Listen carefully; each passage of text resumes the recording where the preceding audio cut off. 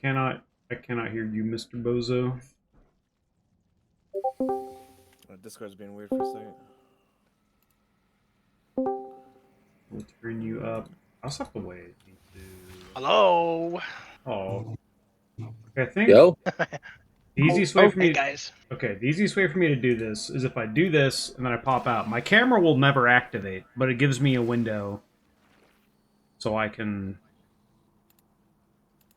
There we go. So I can have everybody on screen there. I was trying to set up.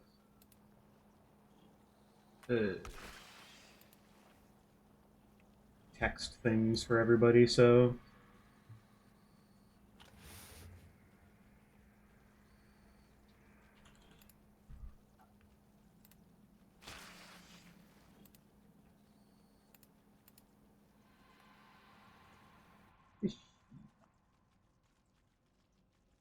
how do I make this small? I guess I can just manually make it smaller.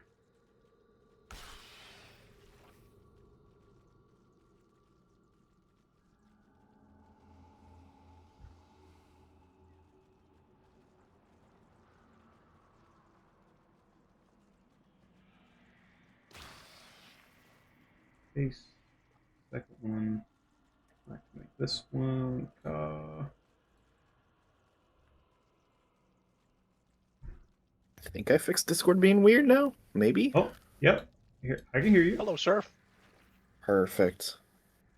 It's possible. Baze. I might need to Discord and my mic just don't get along. It just never does.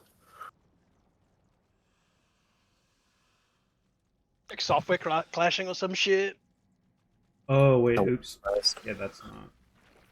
I have to make new ones. Can't simply copy it because it's just going to make everyone the same name.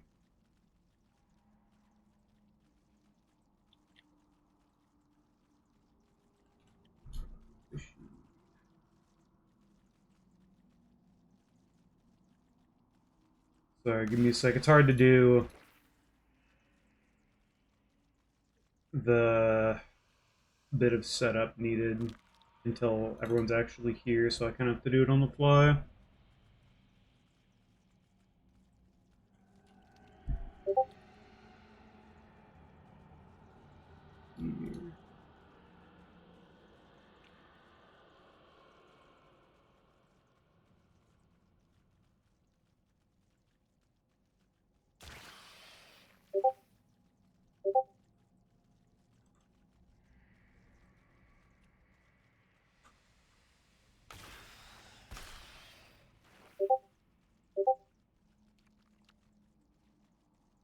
We're picking group chat? Is that what I'm hearing?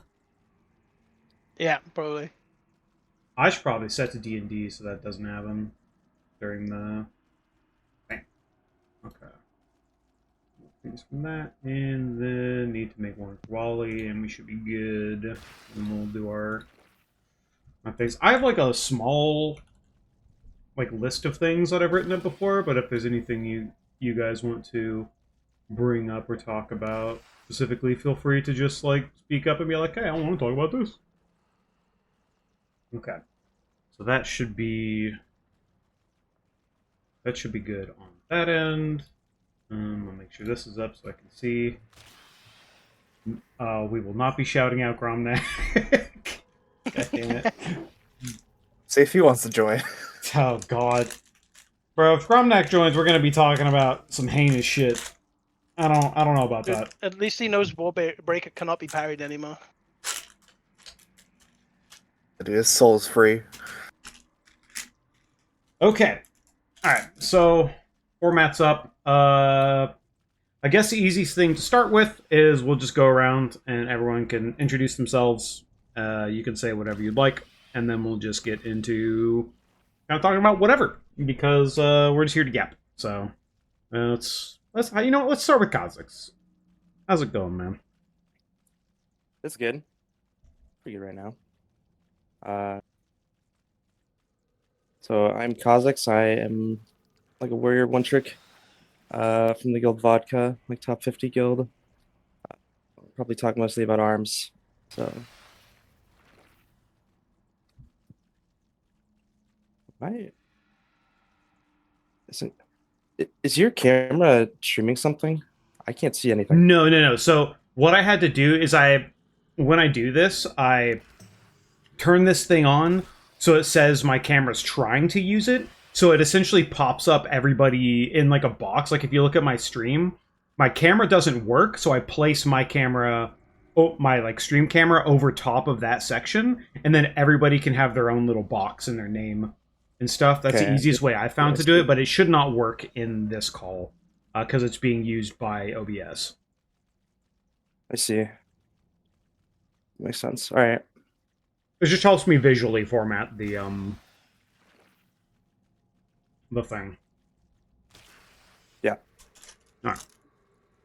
How about you, Mr. Baze? What's up? I'm Baze. I play Warrior and a little bit of DK. Mostly I just prog Warrior though, because it's everyone needs a Warrior buff, so I play in Fierce, and that's me. Well, Mr. Fishy? Hello, I'm Fishy.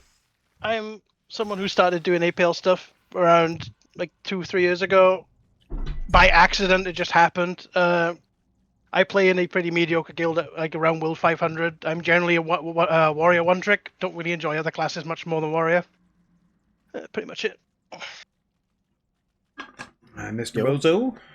I am the Bozo, some slightly above average warrior player who just really loves this class because I'm in warrior owns. Pretty much everyone else here can agree to that. Yeah. And we have our resident Ziz enjoyer, Walhe. Yo, what's up? My name is Walhe. I started doing APL stuff around the same time as Fishy by accident. I shitposted frogs and then I was doing the water APL. Life happens, I guess. I used to raid top 100, top 50 level, and now I'm taking it more chillax. By frog gifs, do you mean the gif of the frog doing the I'm scratching my nuts right now? That gif? Yeah. Yeah, that and the inspiring presence at a low pick rate. Wasn't its actual overall pick rate like somewhere around like 0.08%? But it was literally the best talent you could have fucking taken. It was 5% pick rate, but the screenshot was like deep into the farm, so everyone had dropped it for something else like movement speed. Alright, so I guess we will start with arms potentially actually being a raid meta spec. Fury's kind of been the go-to for a very long time. It has simply been also a very safe pick. Arms has generally either been kind of a feast or famine, pure 2 target, or pure execute, or potentially pure execute class. And with things like going into the Undermine tier and having execute significantly nerfed, how are y'all feeling about arms kind of barely even getting touched going into the first week of the patch, considering how strong it feels? They said it in their notes on Friday. They are happy with the spot we are in right now. I couldn't fucking believe it when I read that shit. That was crazy. I think outside of 2 target, like in Mythic Plus, arms is fine. Like if you look at overall, it's not like insane. Usually you get beat by like Arcane or another class that's better at padding or whatever, but I think its damage is actually in a pretty good spot. I don't think it's too broken.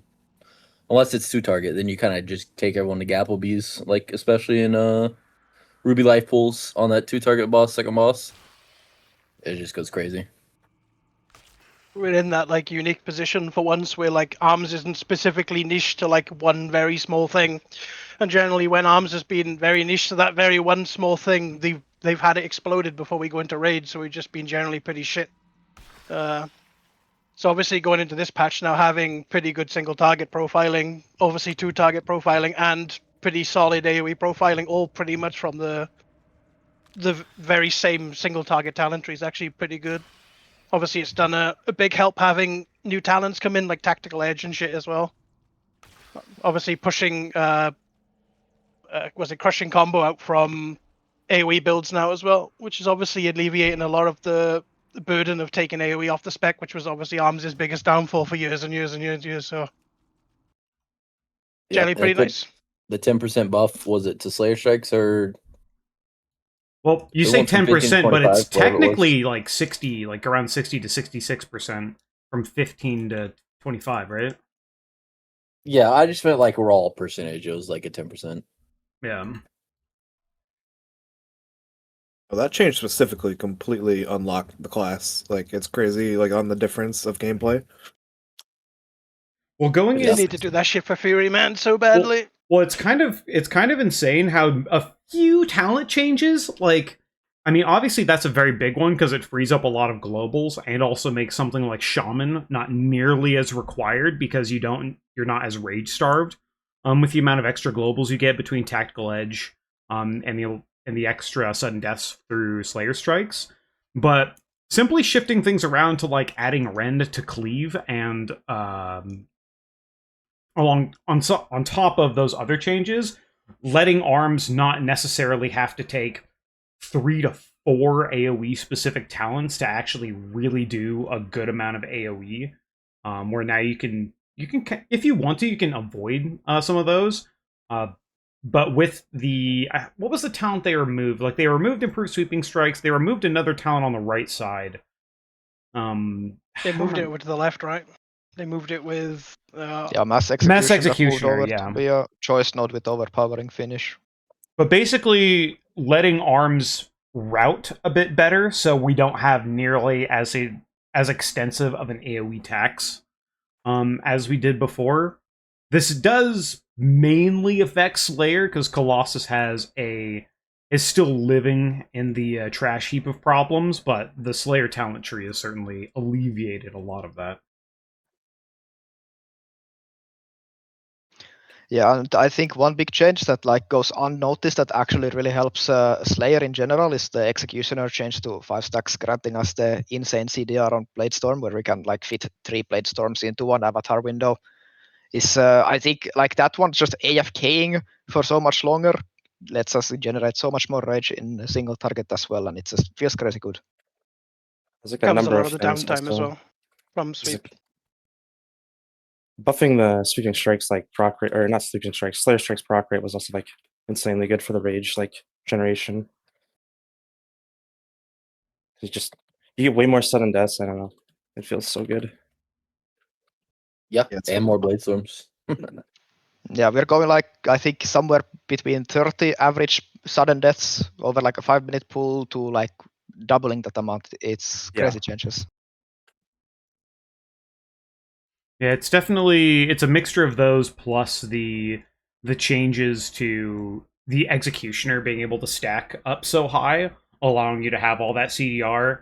It's kind of funny that like incidentally changing this executioner stacks to try and alleviate the asynchronous bug with how you were losing stacks incorrectly ended up just like working perfectly with the additional Slayer Strike proc chance. It still sucks losing stacks. Yeah, it still can happen if you get a lot. Does make you wonder if the double dipping from Executioner existed also in previous seasons, because obviously this was something we were never going to notice because of how bad the uptime on Executioner actually was. I mean, you said they removed like whatever family lines were added, right? So they straight up removed a bunch of I don't know exactly how that coding works, but they removed a bunch of tags essentially associated with it, so it wasn't double dipping anymore. Yeah, that was like obviously that stuff would have Khazix. existed since the beginning, so it could have actually been bugged all this time. Yeah, I was from the scanning through inception. like season 1 logs, and like there was like some pretty ridiculous execute crit rates, or like overall in some of the rank 1 logs. I think the biggest offender is probably like the rank 1 Lura that Ka got early on in the season, where he had the executioner bug and then the double dipping deep wounds bug. So he was doing like 10% more damage than the rest of the player base with those bugs combined. Yeah, because I haven't had people message me personally being like, hey, I'm looking at this log, why is this guy's execute doing literally 30k more average cast. I just don't get it. And that's probably one of the things that actually interacted with it, because the amount of like increased crit damage gain that you actually get on execute through various talents plus that bug is kind of disgusting. Like, we Let's got see. a lot of weird things with abilities too. Like we just like the cleave and Slayer strike situation too. It's weird. I don't know if we're still fully sure on like how much that's really affecting it. Do you, for the people, would you like to explain what that is? Yeah, as far as I mean, Khazix is the one that discovered it, but it was like cleave is hitting per target hit now. Like it's giving like a chance to Slayer strike per target hit versus just like the single cast. Which is why cleave is like significantly more Slayer strike procs than like any other button.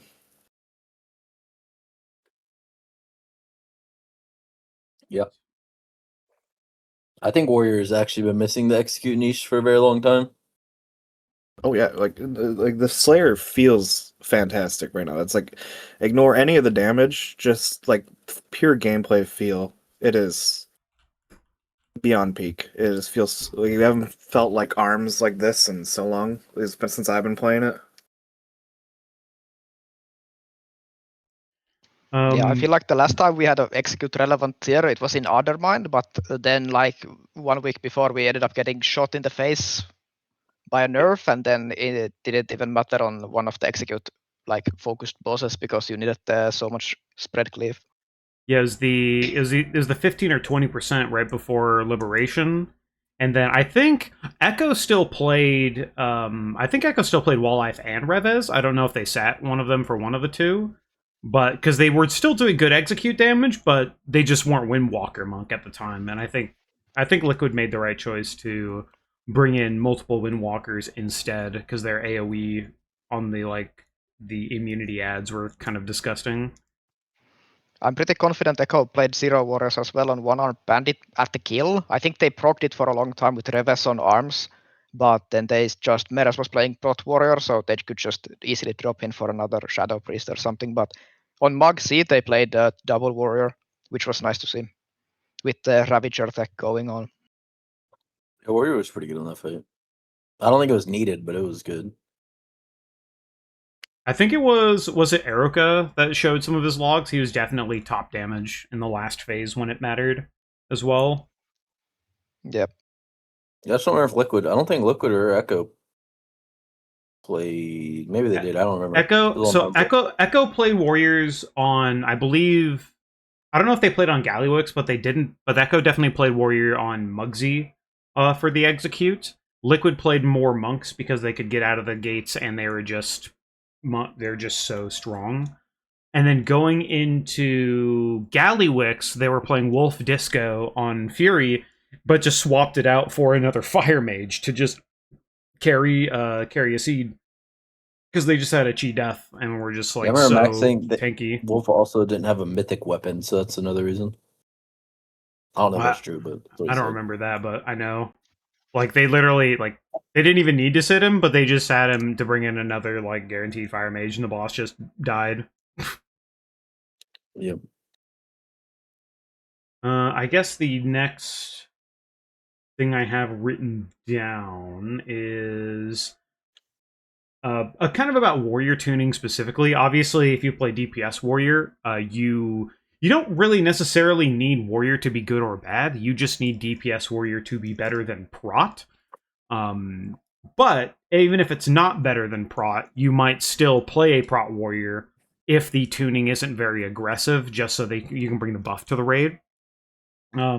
Because Battle Shout provides specifically attack power and doesn't actually provide like a flat damage percent, it is, outside of losing like Rally, probably one of the more sittable buffs, I would say, in a raid composition, just due to the sheer amount of like magic DPS, magic damage. Does Devour DH even use attack power at all in its calculations, or is it pure? No, it's pure int. It's Okay, intellect. Yeah. so that's just another spec that does not need the warrior buff to perform, and it's very, very good and ranged. So that's even less melee tax on your raid as well.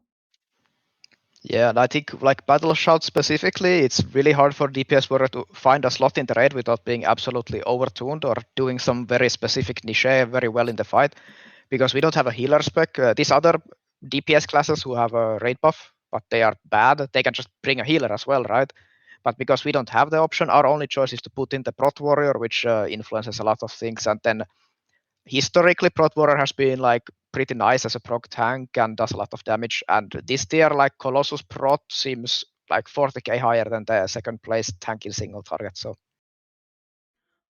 Yeah, it's Prot Warrior's damage is also really weird where you don't even want a main tank, you want to off tank so you can use all of your rage just to execute. So its sims are like a little fake, but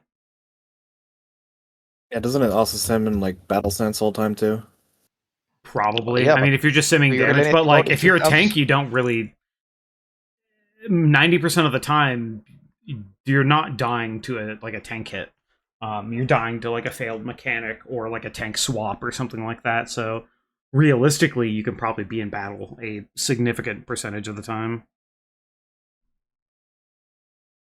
Um, Yeah, Arms was on the bench the entire tier, or Warrior pretty much, except for Lura. Even then, most like the top like high end guilds didn't want to bring up Yeah. Damage Warrior. Even then, you didn't really need one. Yeah. and Erica also played Prot for that, right? Like he just swapped over to Prot, just stopped playing DPS to tank. Yeah, he did. Just because they're like, well, well, I guess in terms of we've talked a lot about arms, and obviously arms is very, very popular this season, especially with the 2-target setup that it's going into. It looks pretty good in dungeons. There's a lot of 2-target bosses in some of these dungeons that make it pretty pretty nice for it, and we lose a decent amount of AoE tax with things like Tactical Edge really filling out our talent tree to make us not be such a well. By AoE tax, obviously, I mean when you take talents to do AoE, you do a lot less single target, but it's a lot less severe this time.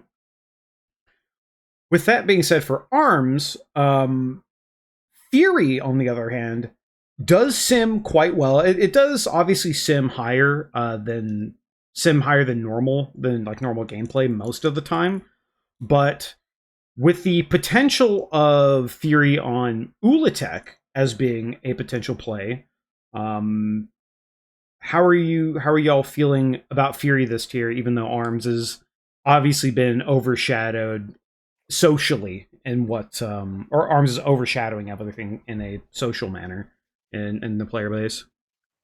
I think a lot of the arms hype it comes from we had a strong start in Mythic Plus on Colossus before we got absolutely nuked, and then we pushed Slayer to be the meta. And because of that, most of the tier list makers they are basing their tier lists purely off of Mythic Plus things. Like the only guy who's actually looking at like multiple different sources of data is Consequences Red Leader Marsh. He had a very great tier list, in my opinion, for the raid specifically, where he placed like Fury as the top spec in the raid, which I completely honestly agree. And I would not be surprised if we ended up in the raid where you would play Arms on Twin Fangs, but the rest of the fights would be Fury. Second to last boss, damage amp, if it's very important, which it looks like to be, you will play Arms there, of course. 2-target execute for the entire duration of Lust will go absolutely bonkers. We will probably gap the second place spec on that boss by maybe 30-40% DPS. I mean, I have been saying that the majority of this raid definitely looks like it heavily favors Fury. Well, maybe not heavily favors. It just looks like it favors Fury slightly more. But then the boss's arms is better on. It is substantially better on. So I don't know. Probably best to learn both specs this year.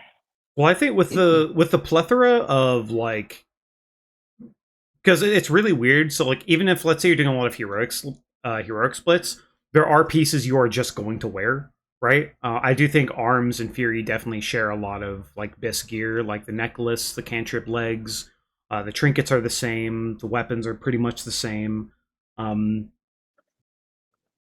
There are because there is a lot of AoE, but most of it's like burst AoE. Like if you look at the first boss, I think Fury probably might perform better there because it's just burst AoE on the ads, single target most of the time.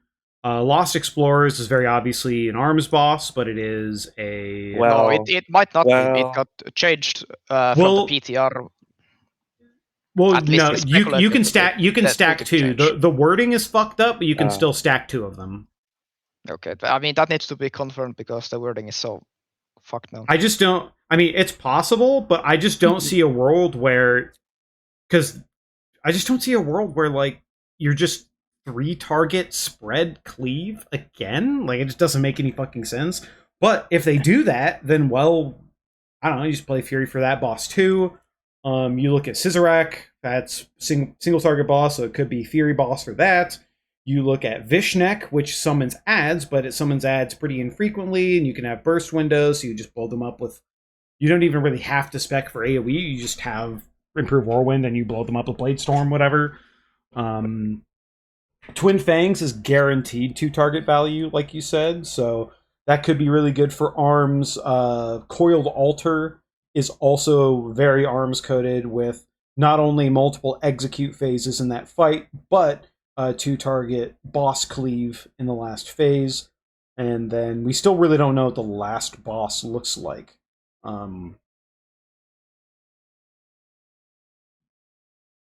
Entomb Sentinels isn't awful for arms because you still have that that green ooze that spawns I on one of mean, the sides, yeah. and it's pretty tanky. So Yeah, I mean, you There's could, a little- you could. I forgot about Twin Sentinels. It's a little green slime, but it doesn't like do anything. It just kind of exists. Does Yeah, a that's little true, bit of but raid you do, damage. it does It's have free to hit to it. It just pulses It does AoE, have and you to just kill it. Like, Yeah. Yeah, we'll have to see. The thing is, you get some pretty good big XP damage off it. But yeah, it's very. It feels like it could definitely go either way because I don't think arms as single target or even like casual AOE is bad enough that it like you can probably play both. But I think it really does come down to what Ulatech actually looks like, and that will really decide. Thankfully, we don't have any bonus rolls to take this week in terms of like gearing. I do want to talk about. I mean, this might be a good time to transition to it. I had it later, but talking about gearing this patch cycle specifically might be one of the most fucked up things I have tried to min-max and figure out, just like on my own. And like my raid leaders trying to figure it out, and like everybody like in the Warrior Discord we're sitting there trying to figure it out. Like the having the ability to take a bonus roll and it giving max vault reward, to get like mythic cantrip stuff or to get 6 of 6 items. This is the most fucked up gearing will be in a long time, I think.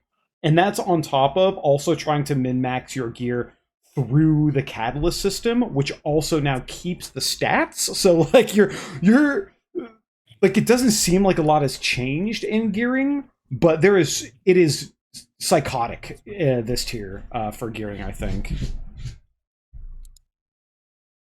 I think it's Yeah, mainly I the think bonus it roll is- system. The bonus rolls, definitely. Yeah. The fact that you can't take items from the vault and then it also blocks them out from the boss is a big issue. Like, if you were able to just take, let's say, the weapon drop, for example, 1 out of 6 in your vault, but then you were like, oh, I'm coining the boss, it makes sense to take the coin because you might just get the weapon anyway. But it would make more sense if I would take something from the vault and then it's also removed from the loot pools inside of raids. It obviously removes this sort of friction as well then, which is obviously the biggest issue with the bonus rolls. There is no right answer to these bonus rolls. It's just how fucking lucky you're gonna be is the right answer.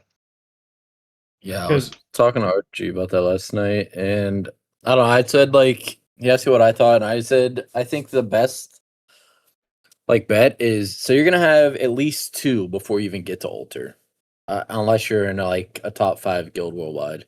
So you're probably gonna be able to at least use 2 somewhere, because obviously you're not gonna be able to use 2 on altar in 1 week. So you just want to make sure you have 1 going into that week. So you probably use 2 on like maybe second boss or maybe even heroic second to last boss. Maybe you get lucky and you can get a weapon and a trinket on heroic on like mid track. I don't know. It's pretty hard to figure out like what the best move is. I think like just based off of the crest economy alone, like unless you can time your mythic called altar prog/kill on the week where you get your first bonus roll, you should be rolling like the second to last boss on heroic. You won't like you don't have any mythic items to put your crests in if you are rolling like the second boss on mythic difficulty.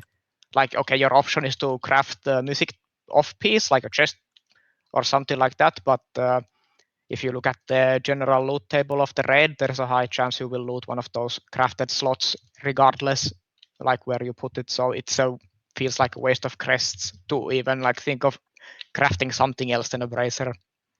And you don't want to invest mythic crests into a bracer before like you are done with prog, basically.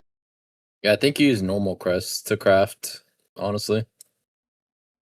Yeah, Well, I think the play for every warrior is sending the 305 wrist with the fangs haste embellishment, and then they just leave it at that, and then they wipe what their second embellishment will be, whether it might be respecking to Fury because Arms is gonna get nuked after Race 12 first ends, because they will see how OP the spec is in Raid as well.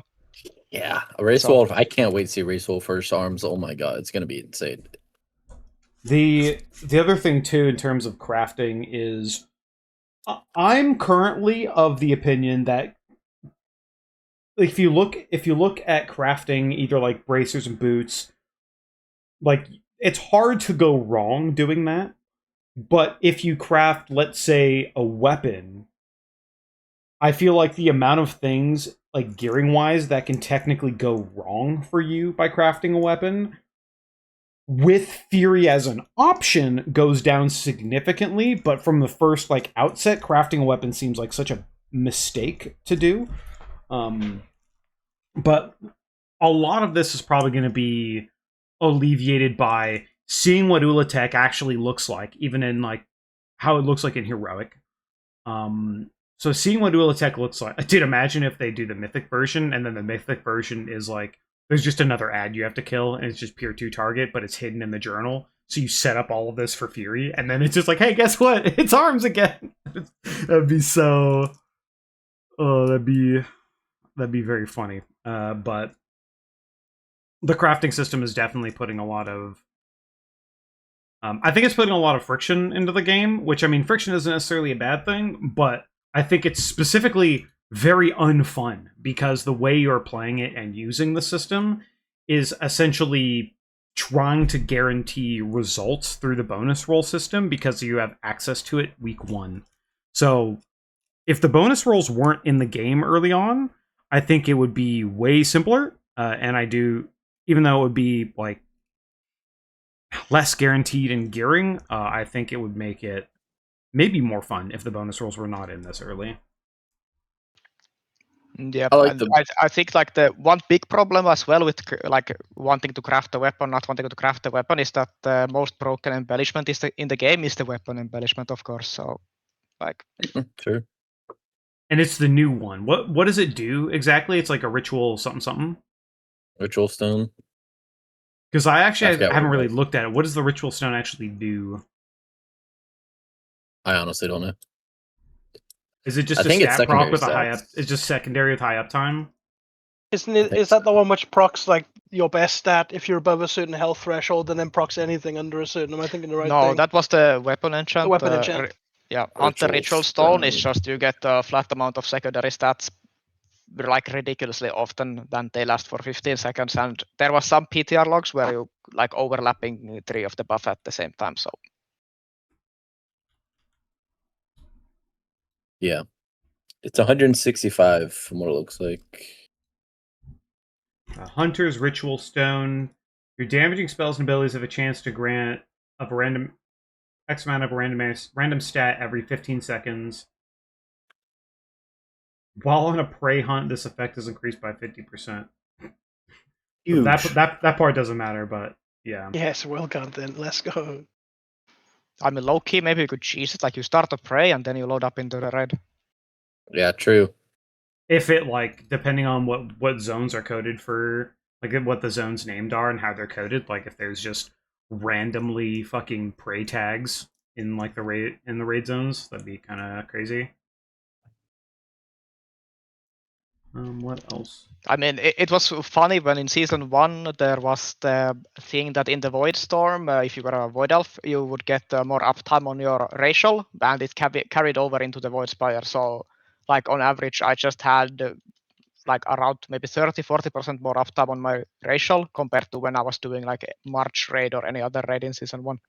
I didn't even know Honest, that. I mean, this is mostly about warrior, but honestly, I'm of the opinion for embellishments. Look, if we're gonna be forced to craft them anyway, I just want them to be strong and have cool effects.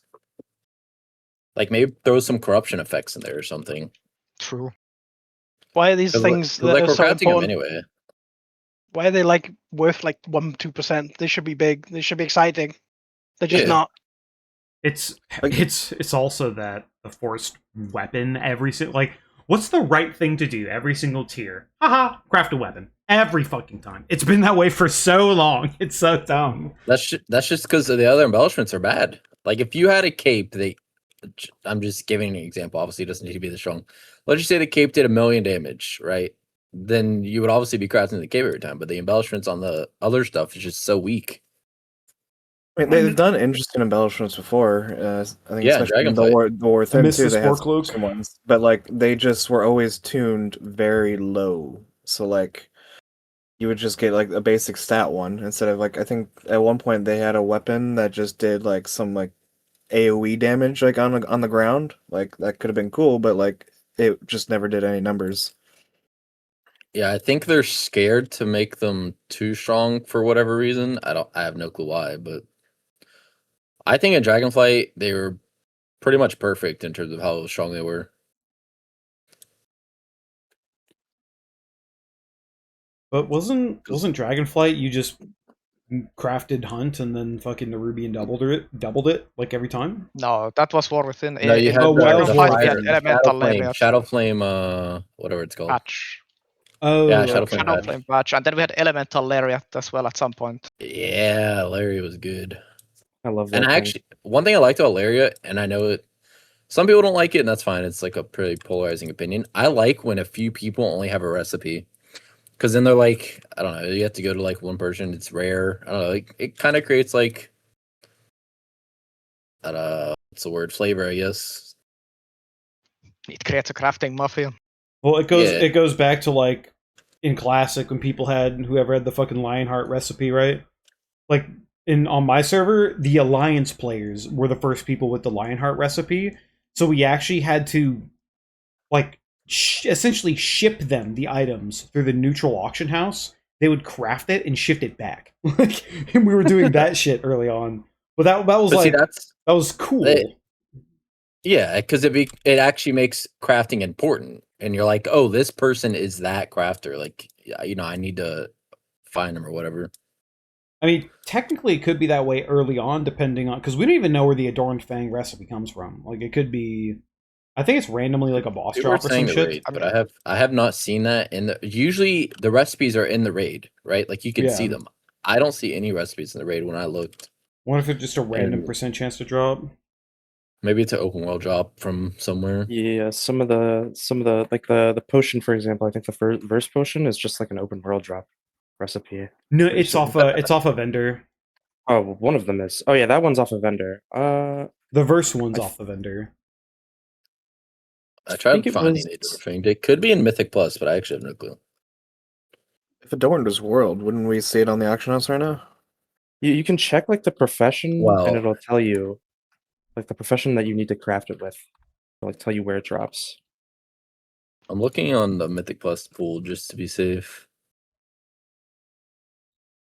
I do see some crafted stuff in here, but I'm looking for the Fang.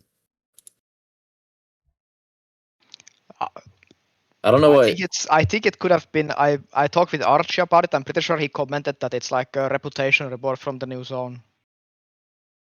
Maybe I tried looking myself and I couldn't find it, but maybe.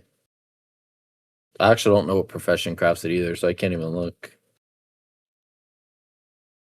Let me see. Just out of curiosity over here. Adorned Fang.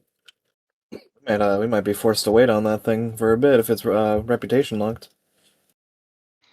Yeah, probably. But then you just recraft your Arcana with bracers, I guess, Oh, for it's season 2. leather working. It to make the armor kit or whatever it is the like base item is. It does say the leatherworking. venom. The zone it drops in is the Venomous Abyss. So that is raid. Yeah. it could be a mini boss drop. Like I think there was some other recipes as well. Sure, it could be in the ads. It could drop from the ads. But anyway, back to Warrior. I mean, it's relevant. But I guess the next thing that I have written down is one thing. Unfortunately, Dan War from Method couldn't be here. He's got a big storm coming over there, so he's probably gonna knock all his shit out. But what Dan talked a lot about, especially in the Ansurek tier, is Warrior really having a niche and Warrior having like a job to do or a role to play in the raid. In that tier specifically, obviously we were just chopping up ads. Our burst AoE was really high. Our boss damage was very, very low. Like we were bottom boss damage. I think even the Race to World first boss damage was Warrior was the very bottom, like even kind of close to the tanks potentially. But yeah, kind of like last year where Fury had no niche and it was bottom boss. But I guess the more interesting question for me is we do have a lot more like 2-target niche for arms coming into this tier, but do you prefer your class to have like a niche or a role, or do you prefer it to just do big damage? Because it's probably different for different players, but that is something that I think is something interesting about the class where Fury doesn't really feel like it fits anywhere. Like it doesn't do anything. It just does damage. It does stuff. It's kind of why like people have made fun of Outlaw for so long. Whereas Arms technically has execute, but like there's so many specs that just have execute shit in them now that it's not even like special to them. But 2-target is certainly a niche where it can fill in, and it's showing at least pretty well this season so far. For me, I think it's more fun when your class has a niche, but the niche can't be too niche, or else you just don't get brought. Like Arms, 2-target cleave, right? It's supposed to be good at that. That's like it's forever supposed to be like its thing with sweeping strikes, and it just never is the best of that. That's the only thing that's bad about niches. Is if you don't excel at your niche, then you suck. Like Fury's supposed to be the 5-target count, but as it's always said, it's never the best at 5 targets. It always gets outshined. I think for the overall health of the game, every spec needs to be a part of some niche, you know, just because there's so many different specs in the game total. But like as far as like Warrior in general, like every time one of our niches is like being really seen in the raid, we have the history of just being nuked out of the sky for it, which is really annoying because it's like, what's the point of a niche if you're just gonna nerf the spec like every time they perform well at it? It literally happened 2 tiers in a row. Yeah, They did Nurbar, also and then understand that. it happened in Liberation of Undermined Arms. Fury With never Execute- recovered since Ansurek here. That's just a fact. Yeah, Rest in peace, Odin's Fury as a button. Like it could never be like fun or good again. Yeah, I don't know what their obsession is with that. Like they create a raid, right? And it's filled with ads. The ads really don't have too much HP, but just enough to where Fury can get out its rotation to delete them. And then we're punished because they're the one that decided to create a full raid that caters to the niche of that class. and it makes you useless in Mythic Plus. Yeah, that too. So they just decide to get you for fun. Yeah, Warrior was really down bad. Even for the second season, even in like it did a little better with the Fizz comp in like the Liberation of Undermine tier. But like getting title that tier fucking sucked.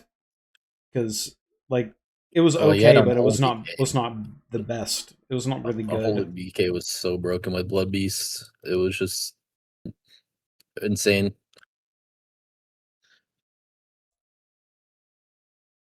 But that leads it just into Fury is outdated, honestly.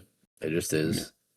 Yeah, well, Yeah, the entire class is just stuck on Rampage since Legion, and Blizzard is afraid to move it because it hit like the player base where the most people are, which is like the not cutting edge players, but not really the like super casuals. But like I agree with their like take. Like okay, it's a very smooth play style, but I think it's time to get some change going on. We cannot be the same playstyle since Legion, and Blizzard think that it's a good thing for the spec and the player base. I also yeah, like. I know. Oh, go ahead. No, you're good, man. I think so. They obviously know how to cook for classes on redesigns because they do it all the time, whether it's for mage or DK getting their 20th Red. one or Reds or whatever. But when it comes to Fury, they're afraid to test anything, and I don't know why that is, but they just are. Mm. It's I the wonder if that's to do same. with the player count, the Fury being quite a high spec. Because they've Yeah, said they've said traditionally that the things that drive away players more than anything else is changing someone's class to something they don't like anymore. Is one of Well, the then highest loss of player counts. So like it's a monetary negative to try things for them. Yeah, that's true, but it is also. It's like I'd you can also, kind of like- keep the core of a spec the same while also doing massive changes. Like I think Frost DK is a great example for that. Like fundamentally, it's the same Frost DK for like a while, but like the way they changed it, like completely freshened it up. Yeah, same. I think the same with Unholy DK. Unholy DK had like a lot. I don't know if it was loved like flavor, but like the plague stuff and all that. But they reworked it to where it's now in like a healthy state, to where you don't have 10 CDs abreast, and you only have 2, and they feel good, impactful. I kind of want to agree with what you're saying in terms of like you can't really mix things up too much because you will end up like hurting the player base. But at the same time, we have an alpha and a beta before expansions come out to really push changes to see if they work. And generally, Warrior just does not see like these deep dive changes when it comes to like trying to mix up a class. Other than like the previous few patches we've had with arms where they're trying new talents, they're moving stuff around, they're trying to push new builds. You don't see this with Fury at all. We had like basically a whole new Fury tree put in this expansion, and it feels like we still took the exact same talents we took last expansion and did not touch any of the new stuff. I mean, every single Fury talent, every single season is just like you buff Raging Blow damage by 10%, or buff Bloodthirst damage by 10%, and that's like the entire tree. It's just boring as. It's also always been weird to me where your top damage generally isn't your spender for Fury. Like Yeah.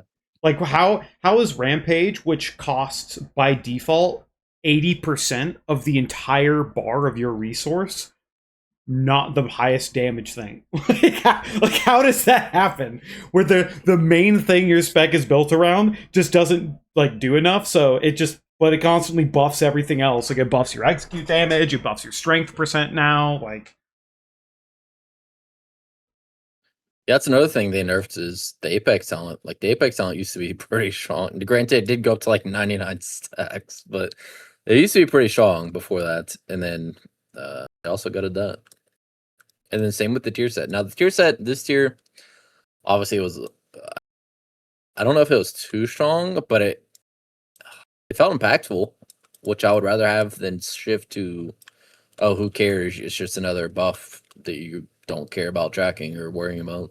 Well, the Mana Yeah, I Forge mean- tier set fixed a lot for Fury, and then they gave part of that tier set just to arms, and then now with the amount of additional fucking sudden deaths with Slayer Strikes, and now Fury's like, well, I lost all my AOE from this, and I guess we have. I don't know if it's technically bugged. Rampaging Ruin isn't doing the damage it's supposed to, right? No, it's doing a bit less, but I mean the like Mana Forge was completely saved by the mid-patch hotfix, right? Like it would have Yeah, which is crazy, not been by the way. remembered as a good tier if without that. But yeah, I think like the season 2 tier for Fury was crazy OP. Like I think it was probably the best tier set in the game to gain from like compared to like having 0 piece over it. And I think like the tuning is nice. Of course, for some reason they decided to make it a 3% buff in total. Like even after the executioner nerfs or bug fix for Fury as well, but which I don't understand. But I think the tier nerf was like a little bit justified. That's fair. Maybe not as much as like Arcane Mage and Sub Rogue, but they don't enjoy tiers being too overbearing when the problems generally are in the class tree. So at the same time, going back to the discussion of Season 3 Fury, it was probably the only time I've played Fury since Legion and actually had really good fun with it. Sure, it was pushing one button, but it actually felt like Blizzard was finally trying to push Fury, at least Slayer Fury, in a direction where it's like, okay, so Raging Blow is your button. Thane, Bloodthirst is your button. Let's try and find ways to make these buttons really interesting for each of the specs. And then immediately with the next patch is, nah, you're both pushing Bloodthirst. Fuck you. You push Bloodthirst more. I think we've really took a step back coming into the expansion when it comes to Fury. Like, I'm at the point where I would rather not play Fury. I would rather be bad at arms in raid and do shit damage than play Fury if it's overturned, genuinely just because Fury just feels like shit. And Thane, Yeah, especially with the tier I- set not even working for Thane, like they have to press Raging Blow, which they don't want to press. They have to because they have so many other things that they want to press with the amount of damage distribution to Thunderblast, where to get that additional recklessness extension, you want to press shit that you don't want to press. It's so weird how Thane didn't even get any sort of like consideration in that tier set. I don't know if Fuck it's that the same Fury. sort of That thing sounds with like cringe. other people. Like with other people, like back in the day when you logged into raid and you were like, oh great, this raid looks really fun. I can play both arms and Fury this raid. There's bosses for both of them that really fit the spec. Like I don't feel like we've walked into a raid like within the last couple of years where it's been like, okay, this boss is really good for arms and this boss is really good for Fury. You should want to play both. Where at the moment it's sort of like, yeah, play whatever you want. It's gonna be bad anyway. It's kind of a weird spot. I think Abras had that where you wanted to play Fury and then Arms you wanted to play on like Echo of Neltharion or See, that's I the mean, you kind could of play shit I like both in on raid. Echo as well. Like there was a lot of Fury logs and a lot of Arms logs on Echo of Neltharion. Mhm. Undermine as a raid was similar to that too. Both were good, or like Yeah, when they rebuffed Fury, like around the time I started progging Bandit, and they give it a big buff, and then it actually started being played on all bosses again. Yeah, Mountain Thane, because I think Archie. I think Archie. I think Archim really put me on Mountain Thane Fury for Bandit specifically, and it actually really ended up working out well to where everyone in later prog just swapped to playing that instead of Arms on that boss. That was kind of fun. I still think that Arms was the better choice on that boss if you had a raid comp that didn't need the extra add damage, right? Yeah. and Arms wasn't bad. I mean, Arms is pretty good getting the executes on Echo Nelth. kind of going back to like spec design and hero talent like design. Like you were mentioning earlier, but with Fury with versus Mountain Thane and Slayer being Raging Blow BT. Like I love how we've pushed Arms more into that direction too, where Slayer is really leaned so heavily into execute now, and now we're just kind of hoping that they rework Colossus a little bit more to be like just Golden Boy MS, more striking, and Well, Colossus always felt clunky, and then we just got so much CDR from like 2 target with the demolish, and it actually like obviously you're pressing more demolish, and I don't really think many people like that button, but it was enough interesting gameplay, and it was really tanky and really strong that like it was fun enough to even want to prioritize MS on AoE to get more stacks for demolish. But with demolish being a flat 30-second cooldown now, it seems so odd that you're like ebbing and flowing with the increased overpower damage and execute damage through stacks of Colossal Might into losing all of those stacks by using demolish, but you're supposed to get a benefit from that. It's just weird that the spec, like, or that the hero talent by design just kind of seems to be fighting itself in like value. It's just so awkward It's when it awful. should be so straightforward. I mean, that's probably just the only think- Colossus enjoyer in the world. I could like go on an hour-long rant just about how badly the hero like tree is built. I mean, to this support is the this specs is the place to ideas. do it. This is the place to do it. This is a good tangent again to throw back to season 3 when they give us a nice set that increased bleed damage by an astronomical amount, and it legitimately felt Colossus had its place doing big bleeds. You went into dungeons, you applied deep wounds to everything, you did big rends, you did so much bleed damage, and it felt good. Now The you same- can have, was it 10% more bleed damage when you crit remorse? Like 10 fucking percent from 100 or whatever it is now. that same tier Such two a demolish was meaningless the talent. That is one thing I miss, and I know it's not loved. I like when arms is a bleed spec, and I don't mean I like I don't like skull splitter type of bleed because it or like rend where you have where the buttons don't feel impactful.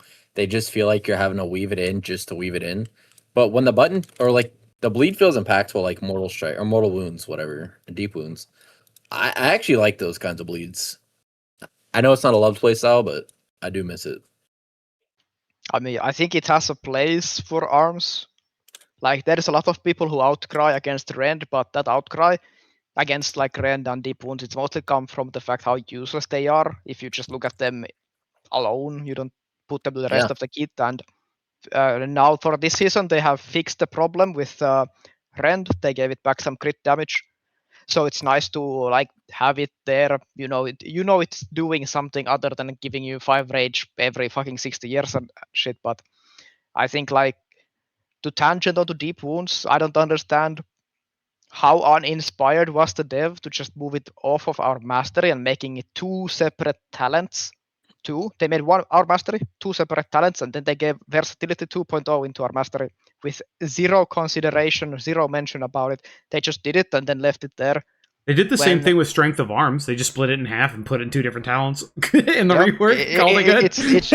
It's just arms. And like the problem with that is as well, like if you go back and start looking at whenever the first iteration of mastery was introduced and arms got masteries, arms had so many cool masteries that we could take inspiration from and like use in modern day to fix our issues with rage economy, like opportunity strikes and shits like that. There was so much room to go, and they just decided to give us flat damage for mastery. Yeah, I'm not. I know I'm switching between topics here, but I'm not a big demolish enjoyer myself. But I do feel like they are trying to teeter between 3 different playstyles for arms, and it feels very weird.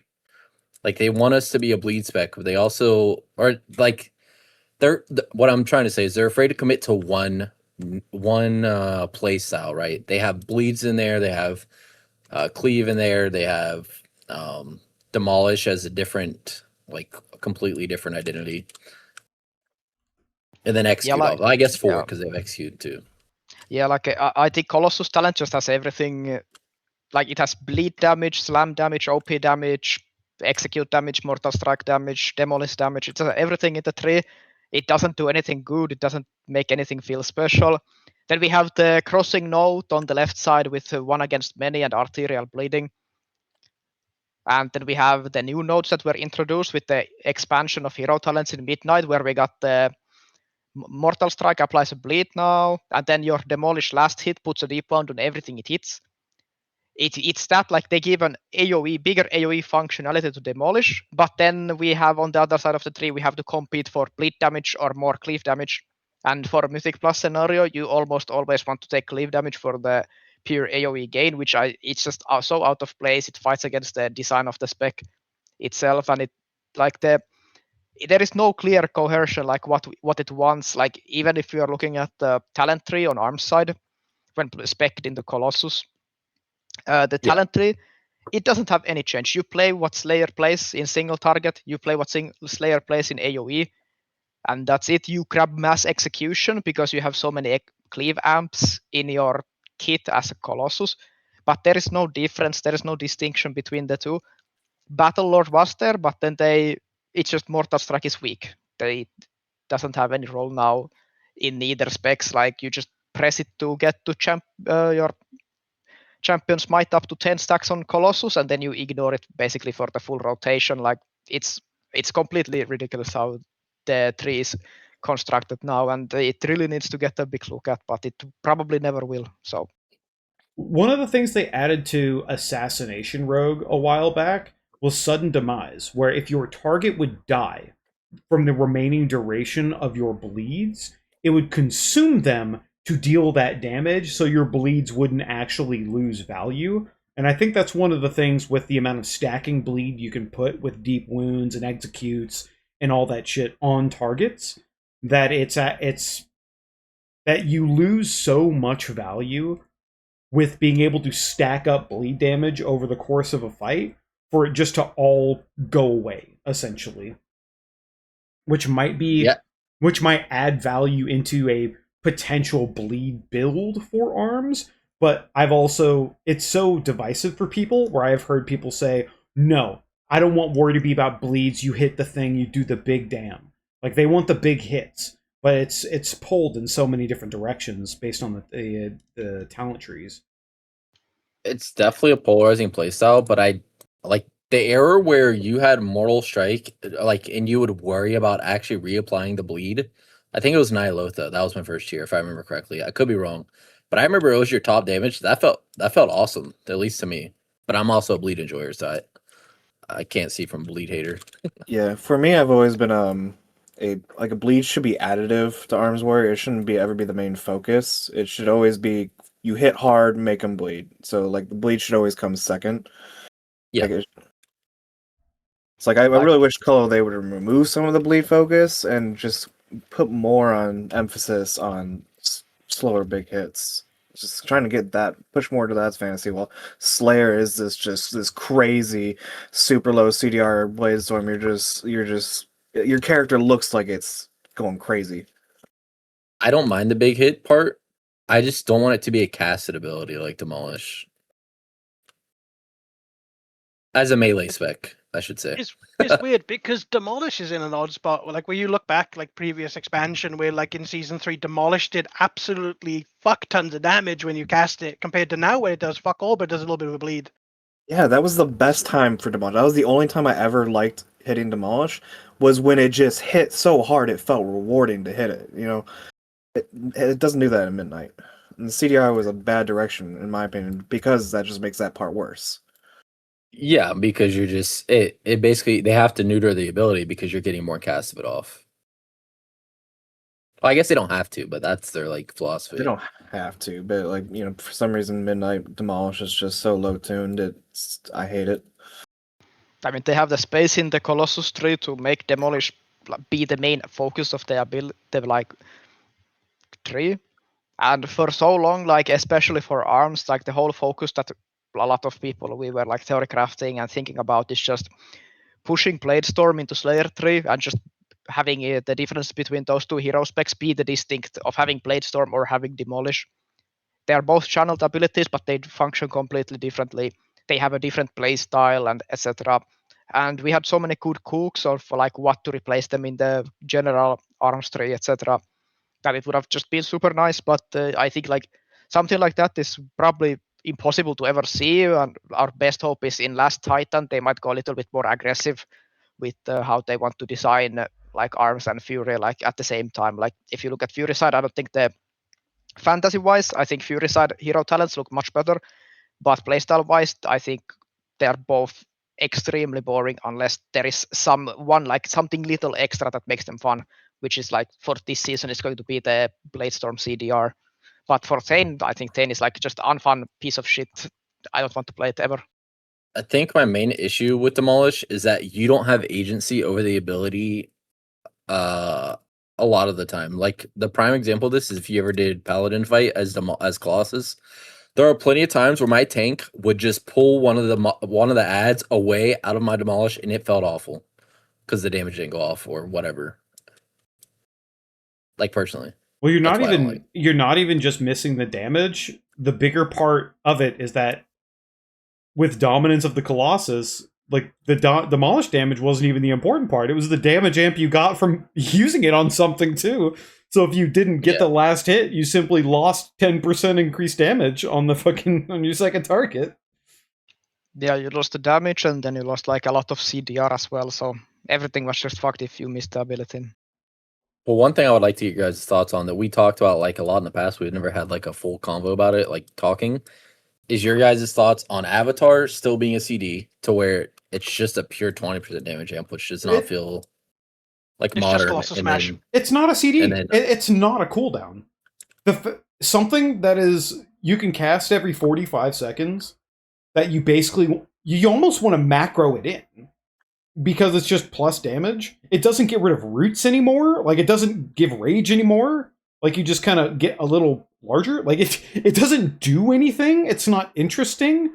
Like, only Mountain Thane has any form of interaction with it, and it's just lower Thunderclap CDR. Like, Avatar is not a cooldown, and I don't think it is interesting at all. Especially when bringing everything back to the it makes sense to put anger management back into the class tree because everyone just took it no matter what anyway. But having anger management basically work on your technically primary cooldowns means we essentially have no cooldowns, so we're like outlaw rogues. And then the impact of them is so small that they just don't feel like anything. Like they don't like even having Avatar remove roots. Like why'd they get rid of that? Like what PvP? Like what was the point? Like what was the point of removing Avatar's root removal? Like you could actually use that in multiple situations in like different parts of the raid, like Tendril or the hard mode Tazavet. Like there was use cases for it. And it was more than just 20% damage. And like even now that's shaved off the class. Because one of my biggest issues with the class is I did a video a while ago, which is why are warrior players unhappy. And the biggest takeaway I really brought from it and going through is every time most of the time when they like rework something or they change something mid-season, it's not a change or an adjustment. It just becomes so bad you just don't use it anymore. Like the torments would happen with Odin's Fury. Like Odin's Fury itself wasn't even a good button. You just got double Odin's Furies because every time you had Avatar, you just got a fucking free one on top of it, just doing free AOE. Like so, like they ruined the torments and then they got rid of it because they're bad and they changed these things. And now I feel like the next thing to go in terms of, I mean, I don't know if they'll. I mean, it's basically removed for DPS warrior. I mean, prop probably still likes it. They tuned it. They added it to the tier talent for prop, but I mean, looking at Ravager, like that's not. It's so boring and nothing and does do nothing and not even an interesting CD that they gave you a talent for Ravager that just randomly auto casts it, and then everyone just takes that because no one gives a fuck about these buttons. No one gives a fuck about the cool Ravager is it just doesn't do anything. Like they take. So the issue is they take, like, just an example, they take all the rage that you can get from talents or like any interaction the arms or whatever any spec has with the ability, and then they just strip it to where it's naked and it does nothing. And I think the funnest iteration of arms we had was like Alpha, Midnight Alpha, when we only had we had Colossus Smash, Blade Storm, and Demolish. Like those three were the CDs. But then we had some like super big community outcry on the forums where PvPers were wanting Avatar back and casuals wanting Ravager because it's apparently iconic for arms to those people. So then they added both back, but just, I don't know, made them boring. Ravager was already boring, but they just kept it boring, just made it so we want to press a single target as well. Well, I don't know who our developer is in terms of like actually know them or what their intentions are with the spec or anything, but it feels like they're just out of touch. I'm just gonna keep it a buck. Like buffing Ravager damage. Okay, what is the philosophy behind this? I just don't see the vision. It's never done damage ever, so I don't see what it's supposed to be doing here. They've changed it to try and be the bleeds, right? It's obviously bleed amp now. They did do the bleed part, yes, but the damage part is where they're like buffing it by like 250%. It's like, okay. It is a weird button because generally it probably would be better if Ravager was removed. We are in the position where it is basically holding Colossus together because it is actually pretty good and the pathing is better with it. At the same time, this is kind of shit that could just exist in the Colossus tree itself. Like, hey, push a button, drop a baby Ravager, you know, amps your cooldowns for a bit. Like, slightly going back on a tangent to the whole Colossus discussion, like the Colossus tree is really uninspired. Like nearly every single talent's really uninspired. We literally have a whole talent that just gives us 5% damage because they couldn't think of anything to put there. The size. Like, you get bigger. Mountain of muscle and scars. They could, I think, at least with Colossus at this point, they should probably look into having Demolish replace Colossus Smash as a button, and just make it a absolute nuke. Just make this thing do so much damage. At the same time, they need to get rid of Colossal Might stacks. That just needs to go. There's no point having them anymore. It's causing so much friction in the.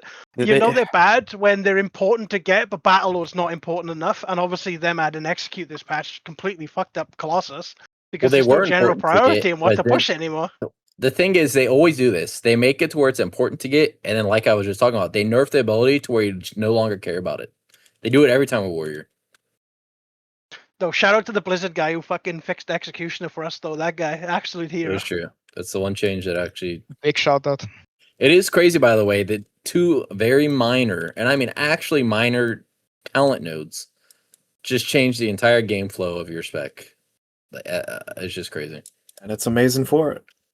I mean, it shows how close these things can be, right? I think it's also good. Like we definitely like talk shit a lot about these things, but I do think it is worth saying that the potential for a lot of these talent trees and the potential for things being really good and being really efficient, and making it enjoyable to play is really close, and it's pretty close to being there.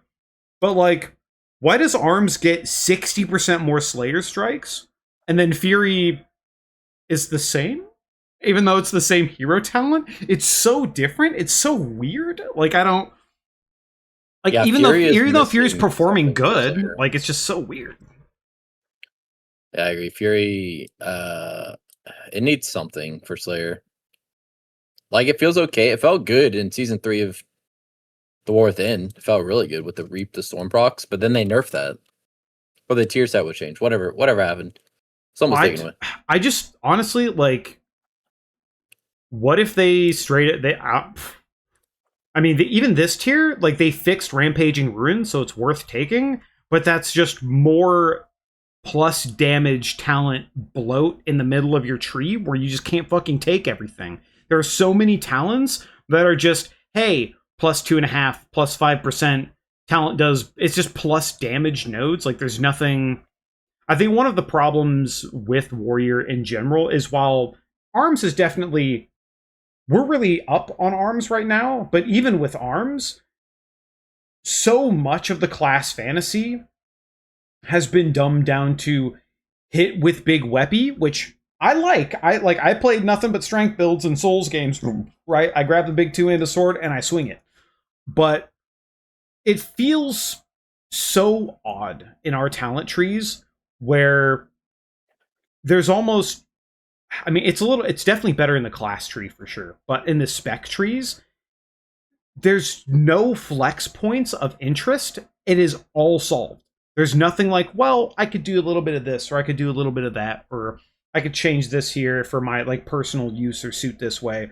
There is just a correct numerical answer regardless of situation, because how everything is simply just, hey, plus damage in this tree. I think the one issue you're pointing out is we just have a wasted talent node of what's it called? The Spear. Warming Spear up. Bastion. I don't understand this ability and what their obsession is with it. Just give us something else, man. Give us whatever the other covenants are. I can't remember the name right now. Give us Night Fade.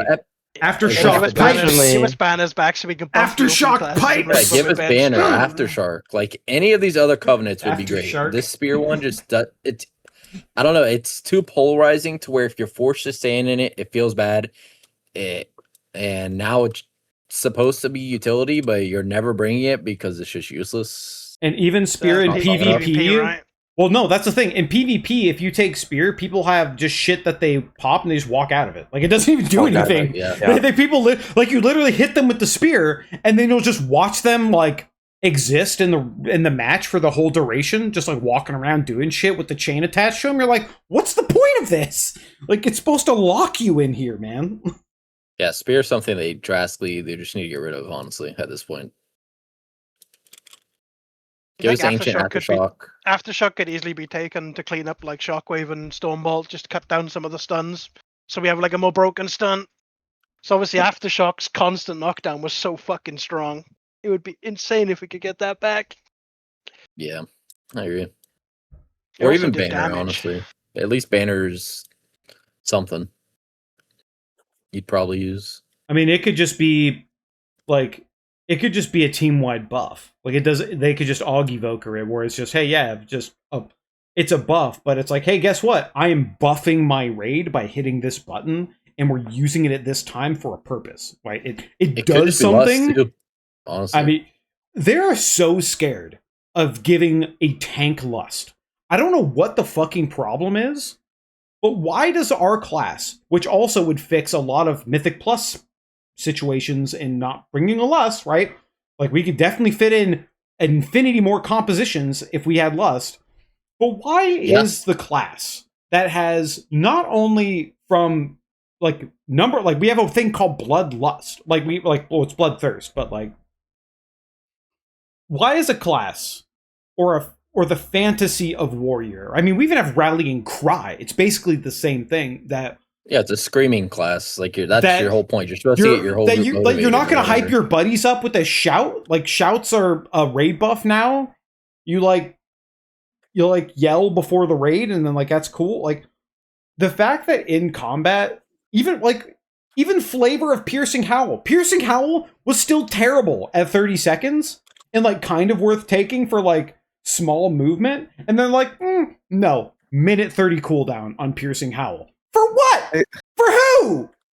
PvP? They didn't even up the move speed to match like other similar abilities. It was just like the biggest random fuck you actually I've ever seen. Piercing Howl is a minute 30. What, like, it's a 4-second, like 20 or 30% move speed buff where Windrush Totem is like a 2-minute CD for like potentially almost a 20-second movement speed buff in the area. Like, you can refresh it obviously, but like, how is it like, why did it have to die? Like, who complained so much about Piercing Howl that it needed to be nerfed to have 0 value?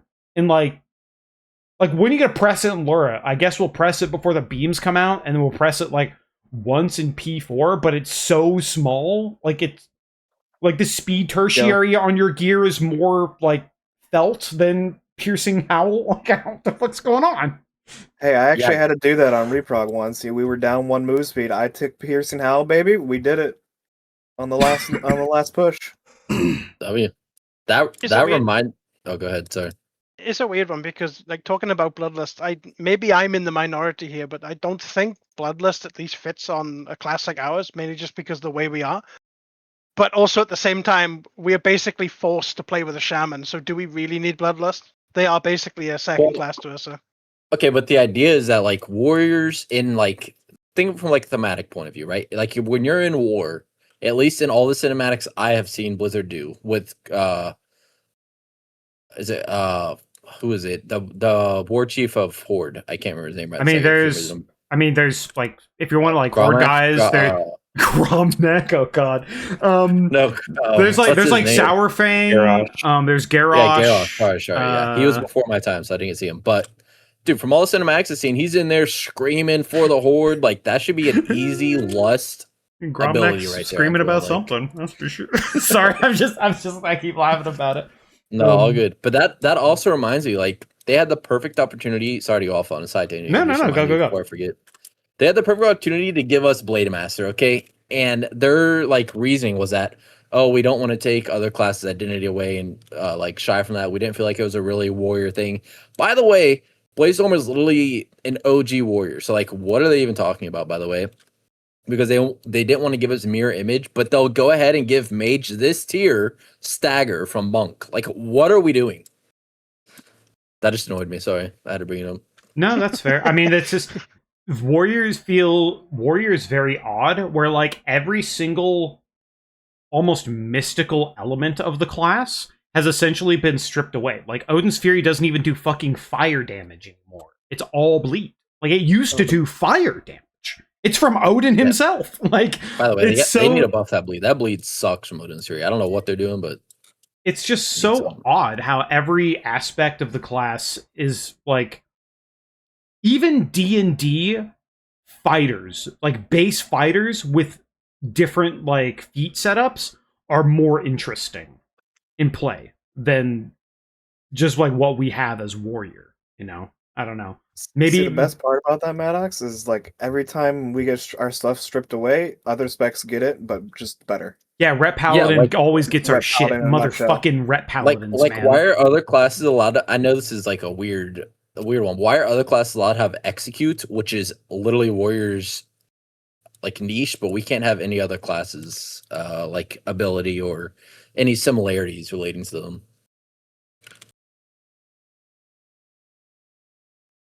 I don't Because know. we're not paladins, that's why. Because what? Because we're not paladins. Isn't I mean, the Red player Paladin is base just better isn't the Fury, player let's be real. base literally 20% Ret Paladin? Like straight up Yeah. 20% it's Ret something Paladin? crazy. Yeah, that's because Ret Paladin as a fantasy is insane in WoW. Like they actually delivered on the Paladin. Oh yeah, fantasy. bro. I'm gonna walk into a tavern. King's honor, friend. Well met. No, I just Ret mean like because you have Paladin. wings, you have bubble, like you have so much cool shit as Paladin.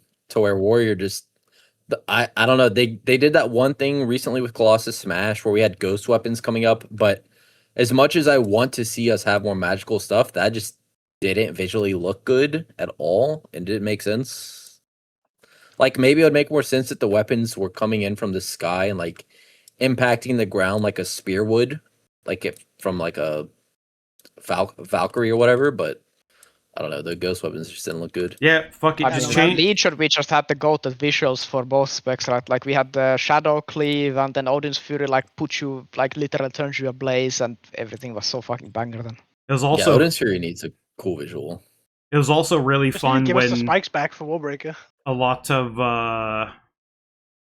of specs also, when they still had this, had longer range than the guy using a two-handed weapon. Like rogues had 8-yard range using 2 fucking daggers. Oh, yeah. Like they obviously got rid of that, but it's very, very funny how it just, like, Warrior doesn't have to be fantastical, I don't think. Like I do think that, like, hey, guy hits sword is a very compelling archetype, but one, like, it just seems like, so, like, even if we got like earth damage or something, like even something as, like, let's talk about like slams in PoE. Like imagine if a warrior could do like volcanic I snake was of literally fishing, just thinking of that. or like Literally just earth, thinking of that. or like You mean earth like shatter, upheavals? or like, hey, if you Like want to bleed upheaval build, effect? do earth shatter of ground It's shaking. thunders, Like thunders there's and some shit, like everything. there's like slams have so much potential for the spec, like just the spec as a whole. Being You know what would able be cool, speaking of slams, to facilitate is if AoE you could, like- damage while doing single target, like slams have so much potential, and we just don't, like, Warbreaker is the only real, like, and Demolish is like the only real slam we have. I don't know how they would visually make it work, but it would be a cool idea is if you could pick up your target, like a single target ability maybe, or I don't know, like pick up a pack of mobs and just like throw them on the ground or That's some just shit. D&D improvised be- weapon. Like, you just That'd buy be strength sick. and just pick up a goblin and smash someone with it. Yeah, they got to do something like that one tier. That would be banger. I've always said that Warrior in the last, like, I feel like 8 years has been like creatively uninspired. It's everything's always been like on the more bland side, or just like as far as talents and like visuals. Yeah, and it's insane because there's so many other games that do Warrior a really good job of Lost like Ark Berserker, man. satisfying abilities, but Warrior doesn't have that one satisfying ability. Like You're like, Red oh yeah, I Dust. can't wait to press this. Fucking Red Dust from Lost Ark Berserker. So fucking Yeah, sick. Lost Ark is literally the perfect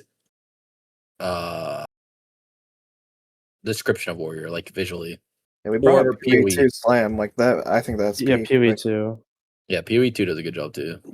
Or like And upheaval effects, like I said, like where you slam the ground and maybe like a big rock comes up and knocks something up or something. Well, for the company that brought you Diablo, it's very weird how we have no slam ability on the fucking melee, like the big double two-hand weapy spec, right? Like, True. it's the same company. They do it in other games, like Hammer of the Ancients and Diablo 4 or whatever. Like, we have shit that's like slam related, and there's just nothing.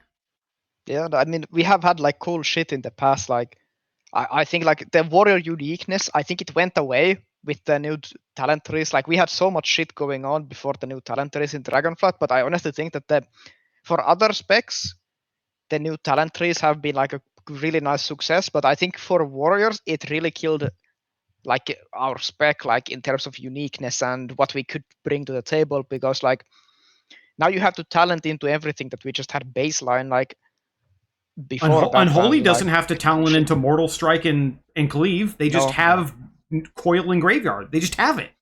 They don't have to Yeah, they just talent have into it.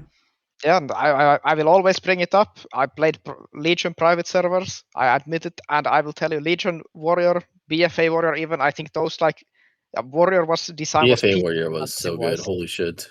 Like no joke, BFA Warrior was actually good if you were an enjoyer of the bleed playstyle, especially in the Nasos tier. I didn't Oh play yeah, a lot of that tier, 8.3. but Oh yeah. I think that went super crazy. It had the good playstyle, good rotation. Your abilities felt impactful. You were all about trying to get as big of a deep wound on the target as possible, and there was shit like mouth and Nasoth, burn face, and everything like that. That just felt super nice to hit and sit in and play. Yeah, Warrior, I agree. Warrior lost flavor, but it also just needs like a big visual update. Like I know we get small stuff, right? Like some The spe- weapon swings here and there that look cool, but The spell reflect change that Zan turned into a fucking emote of my face in the Warrior Yeah. disco.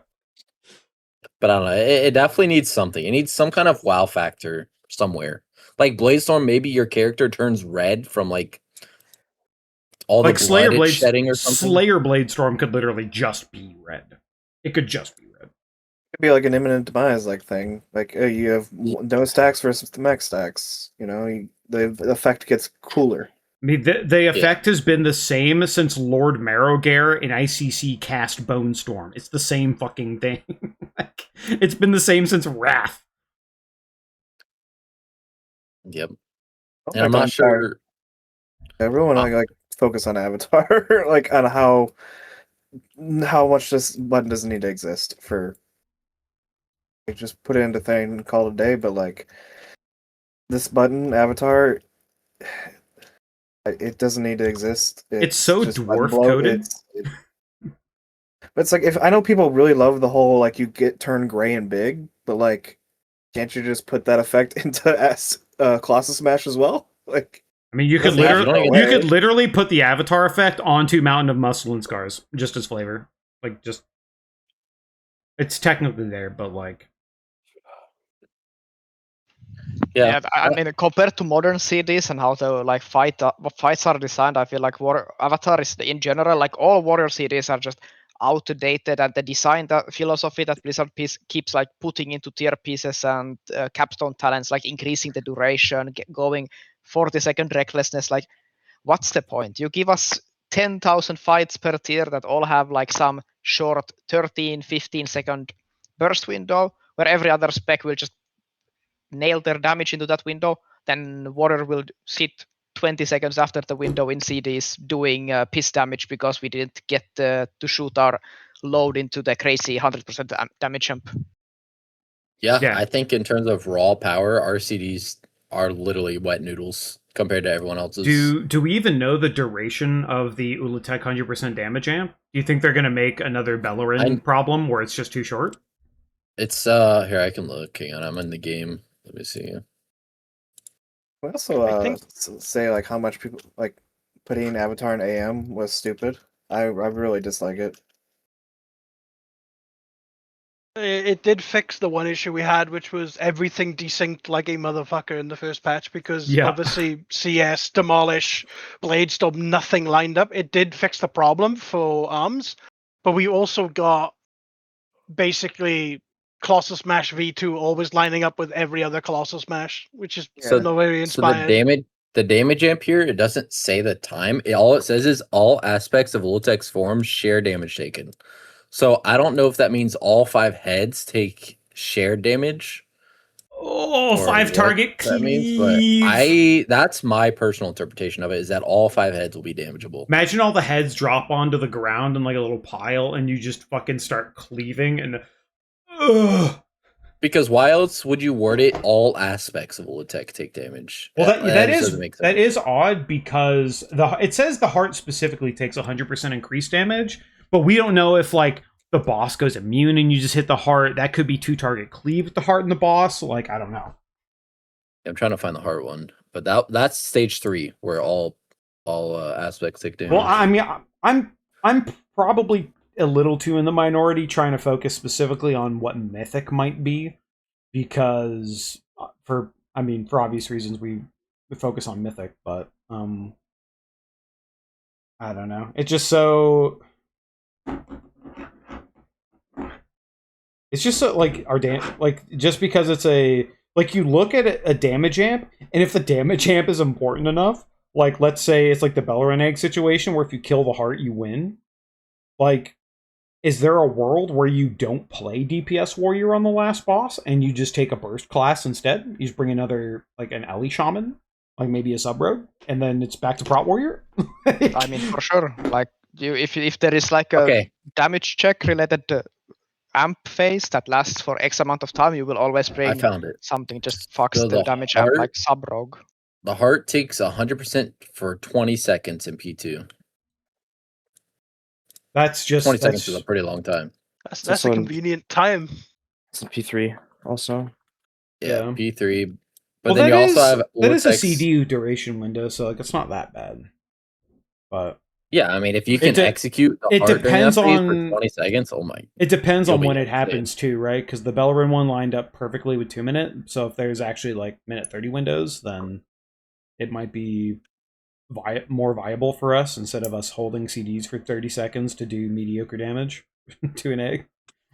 I mean, mean, I as could- long as it's not something like Dimensus damage amp at the start of the last phase. True. It looks like it's something you get to choose, like when you want to. Yeah, you get to fly into the heart or whatever that means, Yeah. exposing it. So almost like Bellerin kind of, but It's so hard to If it's you so just hard to pop speculate DPS before being able to something. see it. Yeah, I don't know. But last thing I would like to get everyone's thoughts on, because this one's pretty diverse of it, is what do you feel about Mountain Thane? Okay, I guess I'll start. As far as what it is supposed to be, where like you're just bleeding and clapping and doing your like, I don't mind. Like I think I like it because Mountain Thane is probably thematically the most interesting visually and lore wise for all of the hero talents Warrior has. It is probably the best in that regard. But playstyle wise, claps like Awful. any kind of the thing that sucks is like any kind of one ability spam isn't fun. So like you look at Slayer Fury, and it's like, okay, well, we're slamming Rampage over and over again for the strength percent, and because Rampaging Ruin, and because you want Reap the Storm proc, so we're just slamming Rampage over and over again. But like even in AoE, I'm pretty sure if you don't have any rage, Slayer is still spamming fucking Whirlwind with Meat Cleaver talented. Like you're actually just spamming you're spamming what's the right word? An enabler. You're spamming your AoE enabler, and that's the best damage you can do. And that's just terrible. That design is terrible. But for Thane specifically, I think like aesthetically and like what it's supposed to be, I think it's cool, but going back to Warrior having like fantastical elements for that to somehow we suddenly just get lightning and we just like stamp on the ground all the time, like it's kind of going the right direction, but it doesn't have anything to like support it well. I mean, it's definitely visually the most entertaining hero talent that we have. But I think like the thematic of the Mountain King and the dwarves that we had from Warcraft 3 that comes with Thane, I think it fits Warrior super well. I'm just sad that that's the only thing that they came up with Warrior for hero talents. Like we had so much potential for Blade Master inspired shit with the Slayer being a hero spec and such. Yeah, I was actually very disappointed when they didn't do Blade Master, but maybe when I have an interview with them one day, maybe I can tell them. At least from how I feel with Thane. Thane's a weird one because I do kind of like Thane. My only qualm with Thane is when things aren't tuned effectively, that nothing is the correct button to push, which we sort of had recently. Obviously, like Thunderblast, I think is great, and I think Thunderclap thematically as a button's pretty good, at least for like the whole like blood, thunder, lightning sort of theme. Obviously, they didn't really lean into the blood and thunder thing fully, mostly just the thunder side of it. But then you're in the situation of, okay, I have an extra button now on my bar. I also have Odin's Fury. I've got all these other buttons. I've got too many cooldowns. Nothing feels like cooldowns. Everything just feels confusing. It doesn't really have general flow. Where like if Thunderblast always fucked, if Thunderclap did okay damage but wasn't replacing like Crushing Blow, you know, all that kind of stuff, then maybe life would be a little bit more simpler. But at the same time, it's kind of boring because you're just pushing mostly two buttons over and over again, at least in AoE. just kind of dilutes the theme of it really when all you are doing is just pushing Rampage for the most part, and then Thunderblast.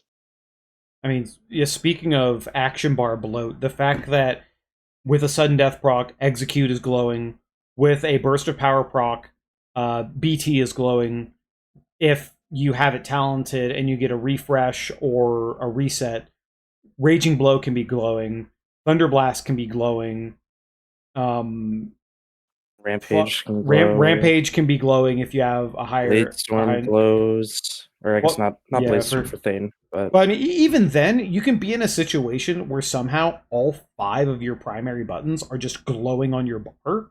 And, like, how does that play visually to someone who isn't going, I press this, then I press this, and then I press that? Like, without actually getting into the numbers, like, all of that glow is too much. It's terrible for, like, an average player.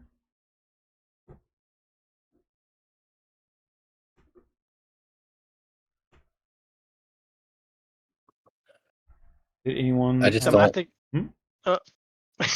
No, I was gonna. Nobody was talking, so I was like, it was one of these things where it's just waiting for someone to speak. Didn't want to speak over people, and everyone spoke at once. I think thematically though, I think like obviously being a bit more biased, I think Slayer Arms finally maybe is in a form which you could say it is actually fitting like the hero classes like wants and desires. Like Bladestorm actually feels like a really good button now. Execute actually feels like a really good button now. And I think at least when it comes to the other ones, they really need to start pushing this like direction a lot harder, more aggressively. Like Colossus, push more into bleeds, push more into Mortal Strike. Make me really want to push Mortal Strike. Make Mortal Strike fuck.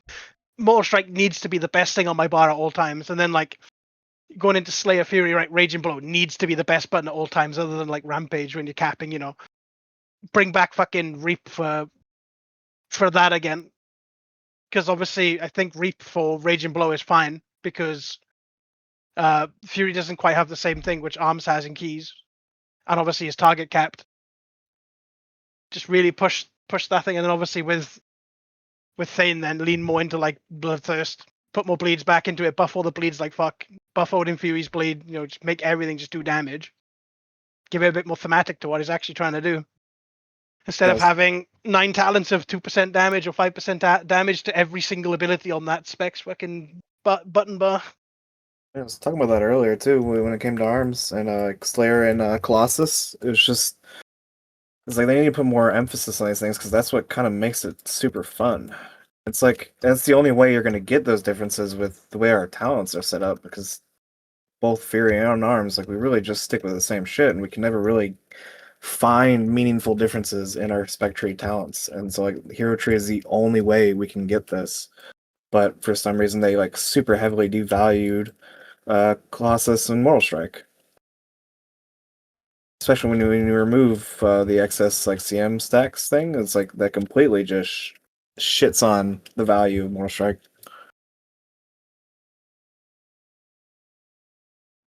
what if what if they changed it so Demolish was only now the last hit, and your Immortal Strike transformed into Demolish at 10 stacks?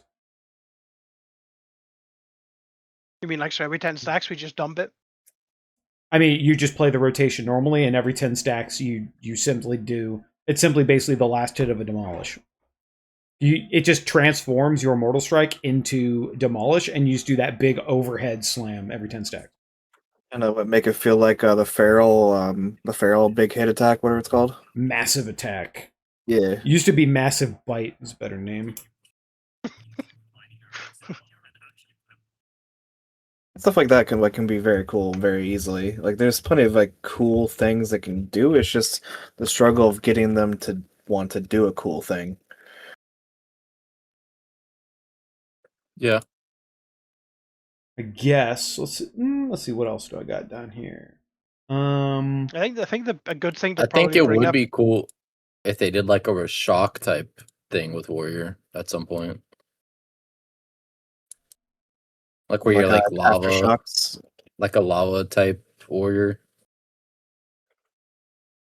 Yeah, it's just slams. It's just PoE slams. Yeah, I haven't really played PoE that much, but Volcanic Fisher, my beloved. I'm more of a Diablo Volcanic guy. Fissure of Sneaking. Yeah. Oh, Diablo and Lost Ark. Well, I think one thing that is kind of interesting to talk about as far as our damage is concerned as well is the fact that the cantrip weapon itself isn't even that like great or interesting, but the combination of it and what guillotine actually does is what's kind of disgusting about it. Because like the cantrip weapon isn't even the important part. Guillotine is what's like kind of psychotic. That thing does so much damage, and with the set effect is crazy. I actually like that these cantrips are pretty good. Like for at least for the trinkets and like the 2-piece. I like the 2-piece idea. I wish they do it more often. I like it a lot too. I like how Does- it's like a specific like a second target thing, so like it makes you really like fits so well, perfect for arms that it's just cool. Yeah, and you feel it. Like it's actually impactful. I'm tired of for me, I'm tired of stat stick trinkets, okay? I'll just be honest.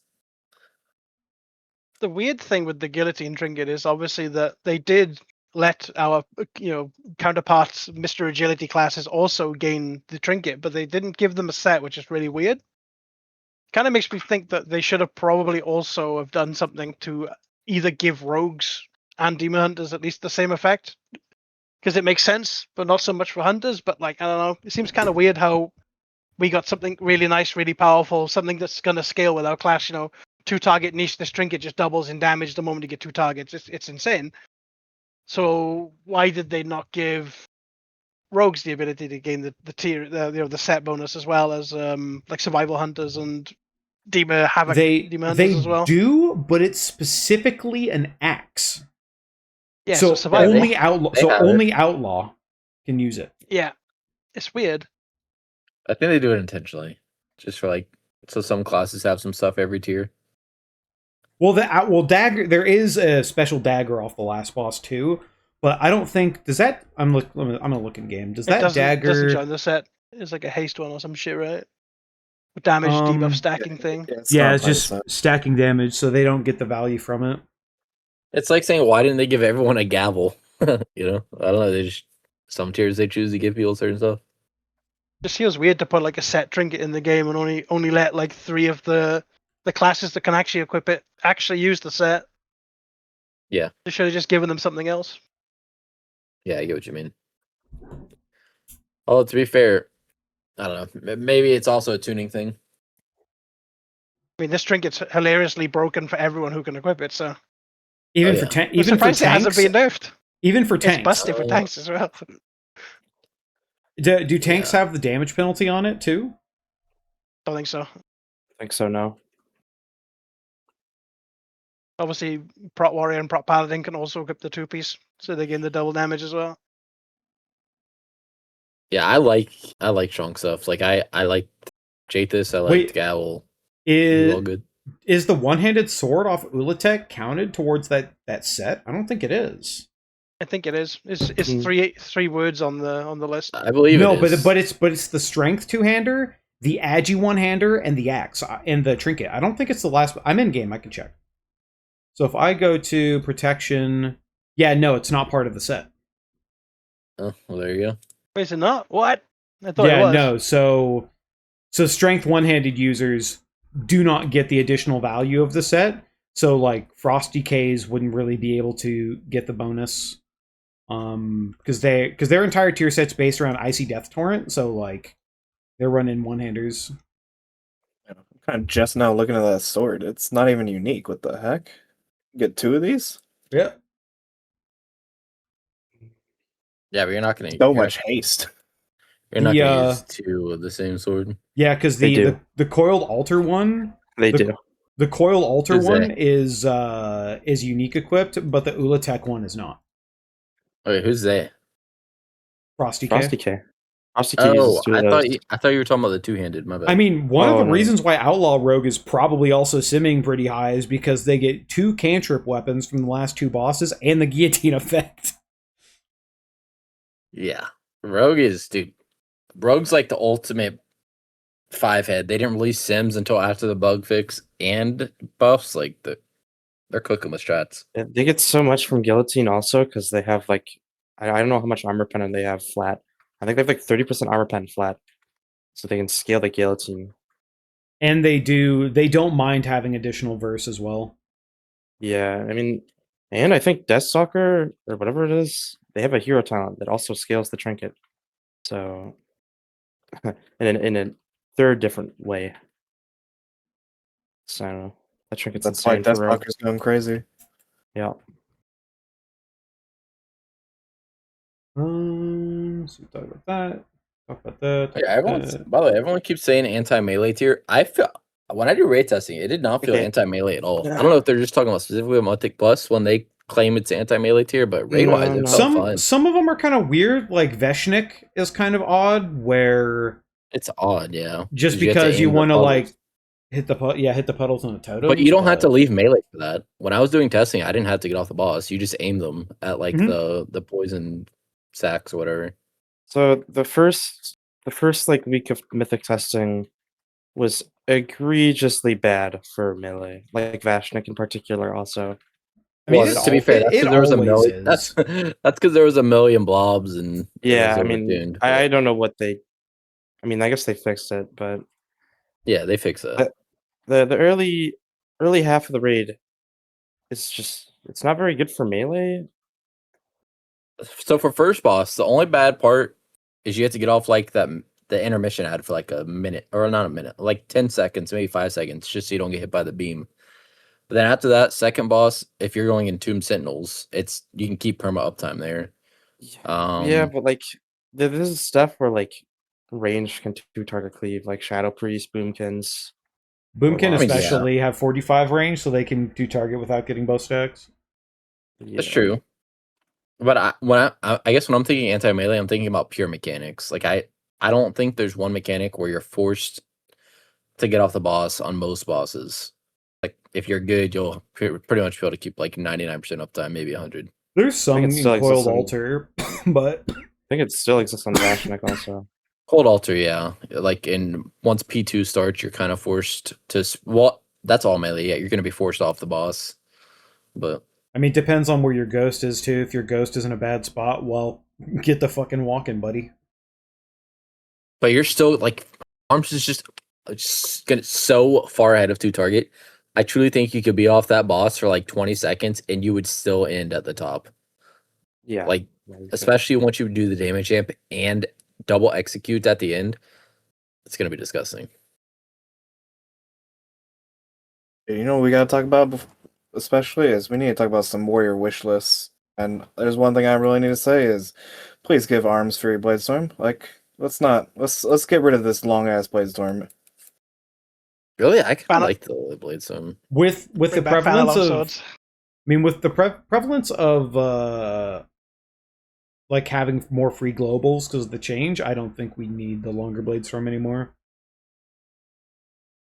Yeah, I mean, it doesn't really affect gameplay either way, I guess, but it doesn't really matter. to me.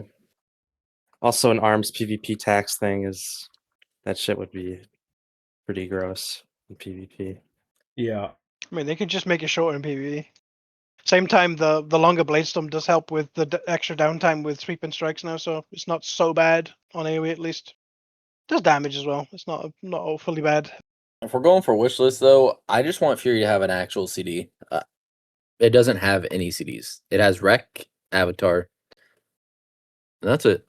I guess Bladestorm, but I don't know. Wreck is Depressed Nose, do you technically really- the real CD with the hero talent, or the Apex talent, but it's so passive. Yeah, but you're not thinking like, oh, I can't wait to press Rec. Here we go.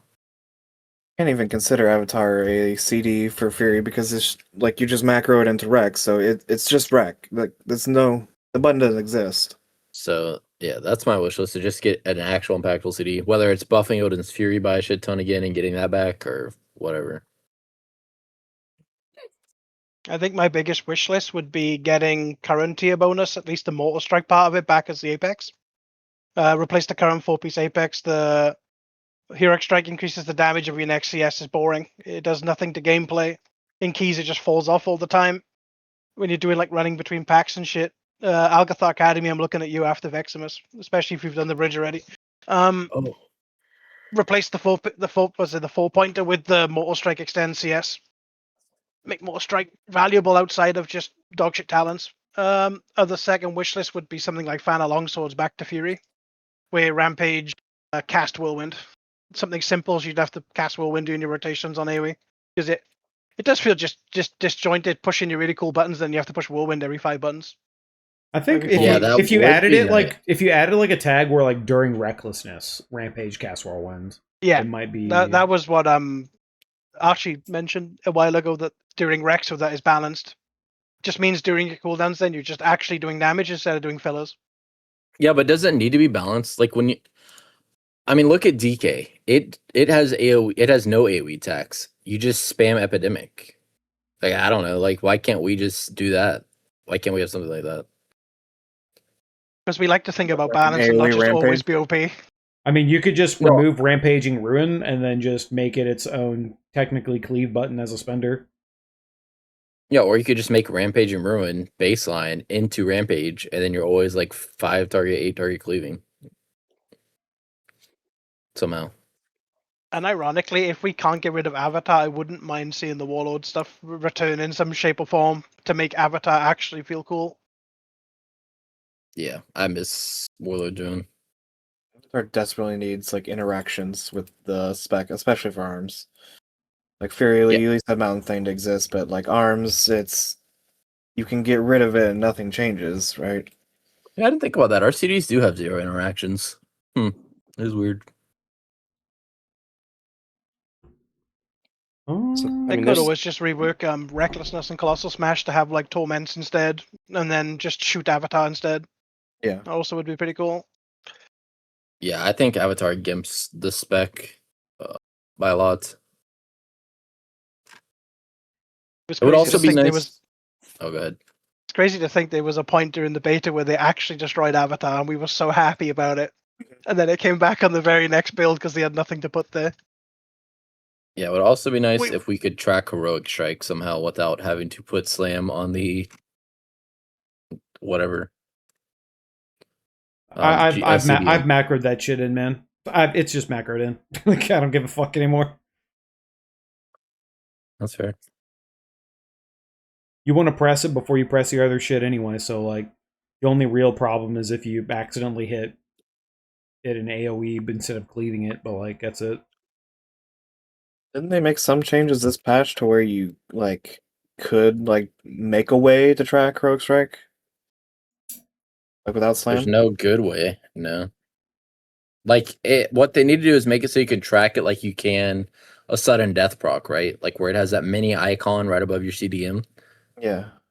like a buff tracker. But they don't have anything like that. I don't know. I'm trying to think. I think there's one more. Can you track? I can't remember because I haven't played Arms and like I played it on PTR, but I haven't played it on live, and I didn't have it like perfectly set up on PTR or PTR. But can you track not fierce follow through the opportunist? Can you track Yes. that? You can above track those. CDM? You can track those stacks in your buffs. Okay. Mhm. Okay. I didn't remember.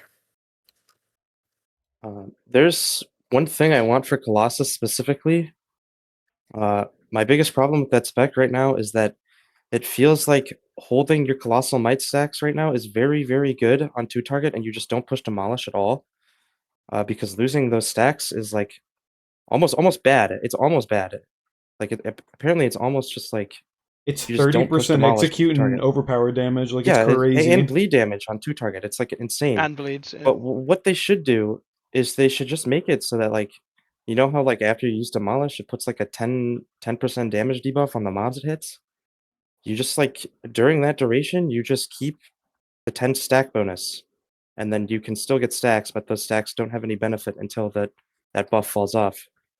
Or they just like remove Colossal Might overall. But I Yeah, don't know. because the spec just fights itself. It just fights itself so much. Yeah, I don't know.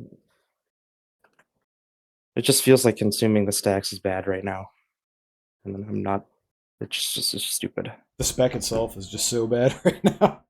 Yeah. Like, just not it. Like, the spec itself is weak because Mortal Strike is just so weak. Like, I think you guys changed the APL where it's barely worth it to hit Mortal Strike in in execute, right? It's back to 2 EP. It's 2 EP. So is it? Do you think it's better to exi MS or exi OPMS, depending on how much rage you have? At least for Sims, it was like under 1%. It was like 0.8 or something to Mortal Strike. There could probably be a situation in Raid where like you're better off just fully funneling executes because something's going to die quick, or just upfront burst damage during percent amps maybe worth a lot more.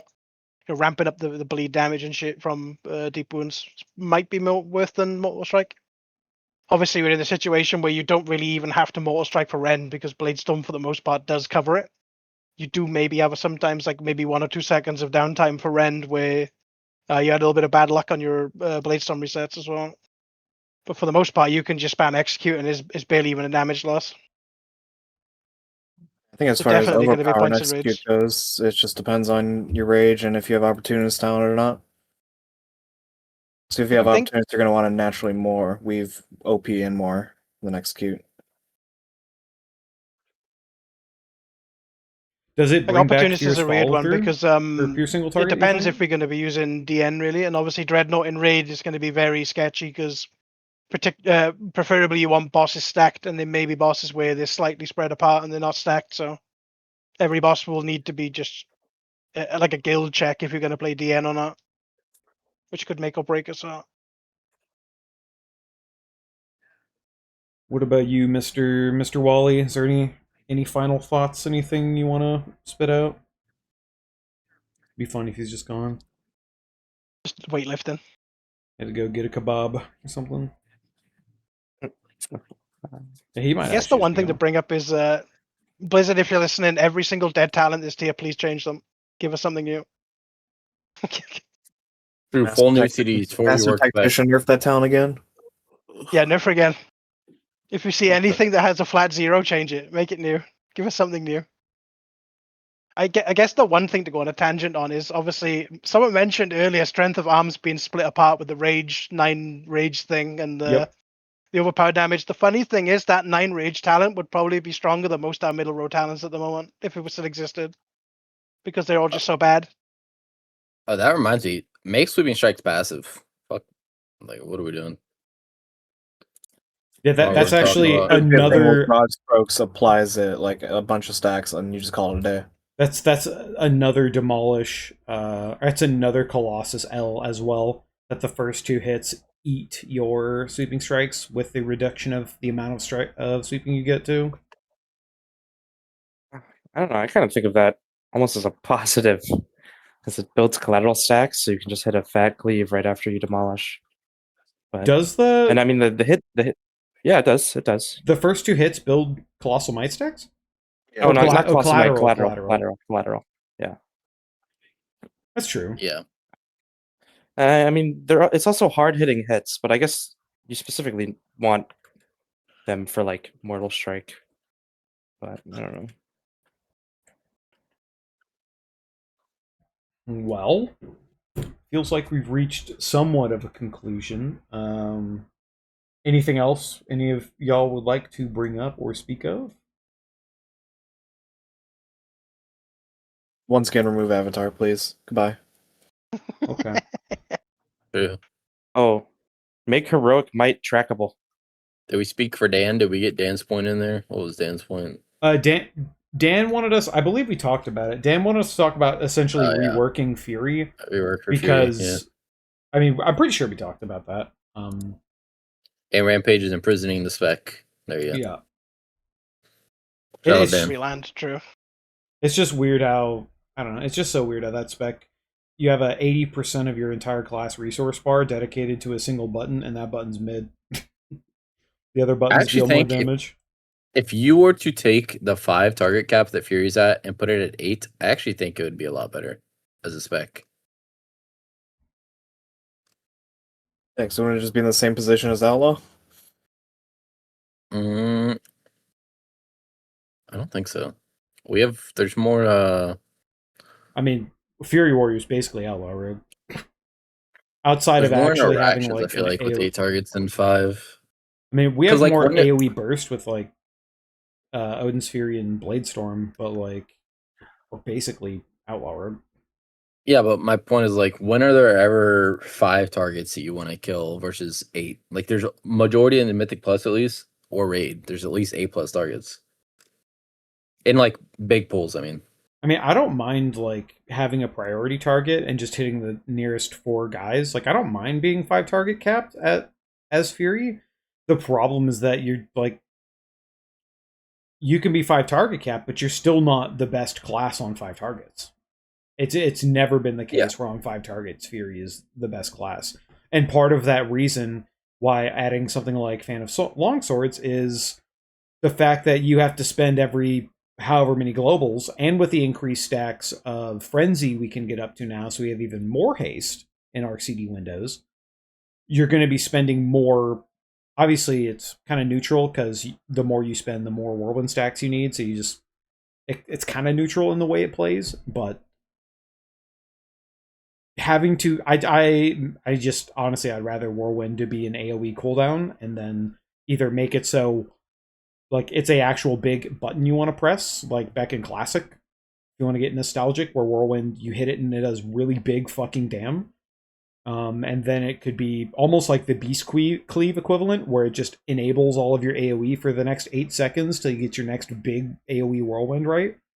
And you can even have something in the talent tree that's new, that's like, for every X amount of rage you spend, your next Whirlwind does X% increased damage, and then you just have a big fuck Whirlwind if you're just really going at it, right, with cooldowns for the next time. But I do think that the reason why I don't mind playing Thane, honestly, is you want to hit Thunderclap thematically and how the spec works and whatever, and that just gives you Whirlwind stacks. Whereas playing Slayer Mythic Plus feels so unenjoyable because hitting Whirlwind to get Whirlwind stacks does not feel good. Like the button itself just does not feel good to press. well, I think it also is like a side effect of Bladestorm also just being weak as like actual damage that it does. Like Bladestorm is just weak. Well, with the amount of cooldown reduction, Bladestorm actually does a lot of AoE damage in Mythic Plus. Yeah, I just mean like the one ability, like usage damage.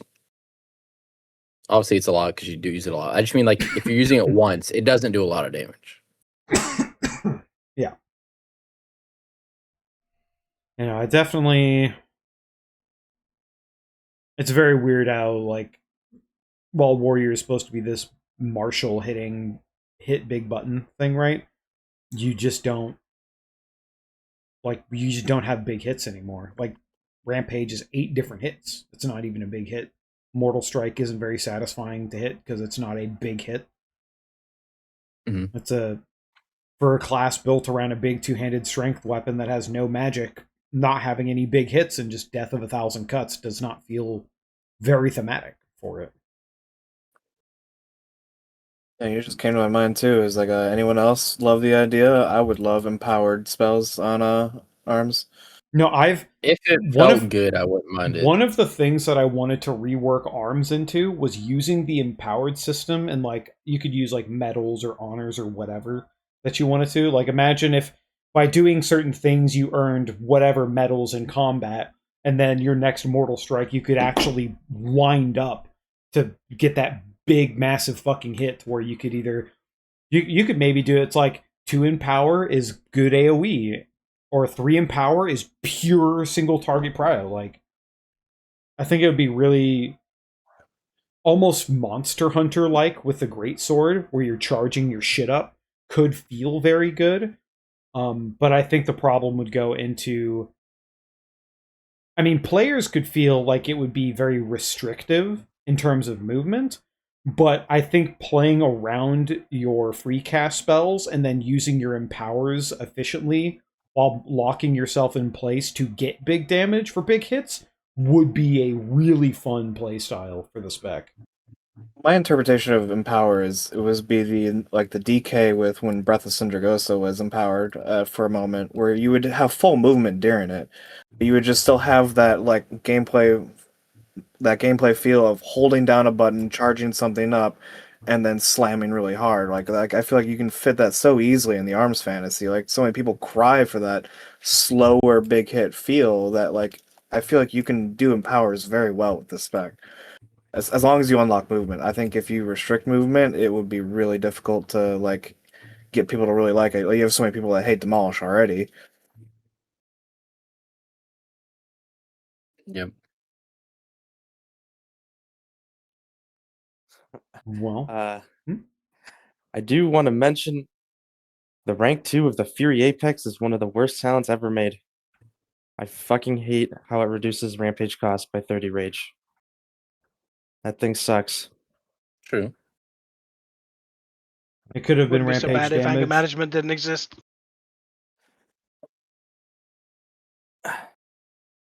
Well, it also I mean, just maybe makes if it it, like- more boring. Like in my rec windows, like I prioritize just dumping to 0 rage every single time at the end because it doesn't amplify your rampage damage. It just gives you more stacks of like the 4% Yeah, I mean- whatever.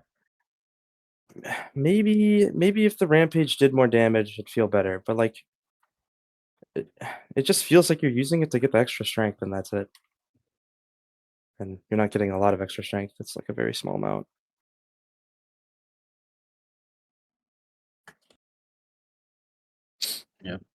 Well, I guess then this shall be the last call. Anything else? Any words? Anything to say? Ideas? That kind of thing. Oh, I do think it's. How do you guys feel about Colossus just never being meta in raid? Like, obviously, for a council fight, one time, sure, but like, how do you guys feel about the design philosophy that some specs are just never going to be played in raid? I just think Colossus's problem is that it just doesn't even play nice with itself. And when it's that contentious, why would you ever like try and make it work? I think it's so close, though. It's so close. We were just It, talking it about all, last time with 2-target. yeah. Like if and if MS was good and 2-target Colossus MS was fucking banging, like yeah, it does bang. It does bang. It's just like nothing else does damage. It feels like it's just slam and mortal strike. Okay, just wanted to get your guys' thoughts on that. I think just like with Slayer and M+, like Colossus deserves its like time to shine really in the raid and single target. Like I think it's more fun for the whole player base if like these things occasionally like change up. Well, Thane had that issue too, where it was pretty much never played in raid, Yeah, it's just like only like AoE pad whenever you want. and it still kind of is the same way. Well, like this tier, sure, for one raid you did have actually Mount Thane the entire time, but majority of the time you just play Slayer. I mean Thane was worth playing, but the problem with Thane is that it's only worth playing because anything above 1 target, Whirlwind is dog shit ass at. So you just anything that you're hitting more than like take Nexus King. Like even Yeah. though the little ads don't even matter, but the 2-target as Fury on the big orb is so much more important that Slayer is just bad at that. It's just so bad at it because Slayer's AoE is just not. It's just not good. I don't like the way Slayer AoE's plays for Fury, and even now, especially when you're just slamming Rampage for Rampaging Ruin. Well, you also had the fact that, like, I don't know, I hate tiers where Warrior just isn't good DPS wise because you just do nothing in raid. Like you do no boss damage, you do no important actual damage breakdown, and you're just sitting on the bench for like every important fight. I'll say I got lucky. My GM decided to bring me for Lura, but he could have easily brought Prot Warrior if he wanted to. Same thing happened to me. But yeah, it does feel bad. I don't know how they fix that though. Where like Warrior, we talked about this earlier, but I just don't know how they fix it. Where Warrior DPS, if it's not good, you just maybe they remove the damage buff from Prot Warrior. I don't know. I don't think that's fair to Prot though. Like we're all like DPS warrior men. I don't really think it's fair to Prot, but I think the problem's not intrinsic. Like obviously, you always want to just be better than Prot warrior, so you're brought as a DPS warrior. But I feel like the fact that Arms is essentially or Fury outside of like some burst AoE is essentially an outlaw rogue. And then Arms outside of a potential 2-target setting, even though Arms is probably going to be the best it's been in since what, like BFA, since fucking forever, like at least enjoyable to Yeah. play. I mean, it was good after the tier was over in the 0.5 patch in like Vault of the Incarnates after it got like a partial rework, but It was okay in Iberus, but then you had to use Ignore Pain to spin Rage, so that was not fun. I mean, I honestly I never minded that, but it's I didn't just either. I just have the problem of like, well, going back to the niche discussion, outside of 2 target, if Warrior is not tuned like way above other specs, there's no reason to bring it. There's just not. Yeah. You know, we never talked about like why isn't Cleave baseline these days? Especially now that Cleave is in our single target build. Why I is think this they just button want just you to- not baseline? They just want you to have a talent point to spend, I guess. Well, they're just like, well, that goes along hand in hand with how uninspired the talents are, because if everything is literally just plus damage and there's no like utility interactions in there, then you need talents like Cleave in the tree just because.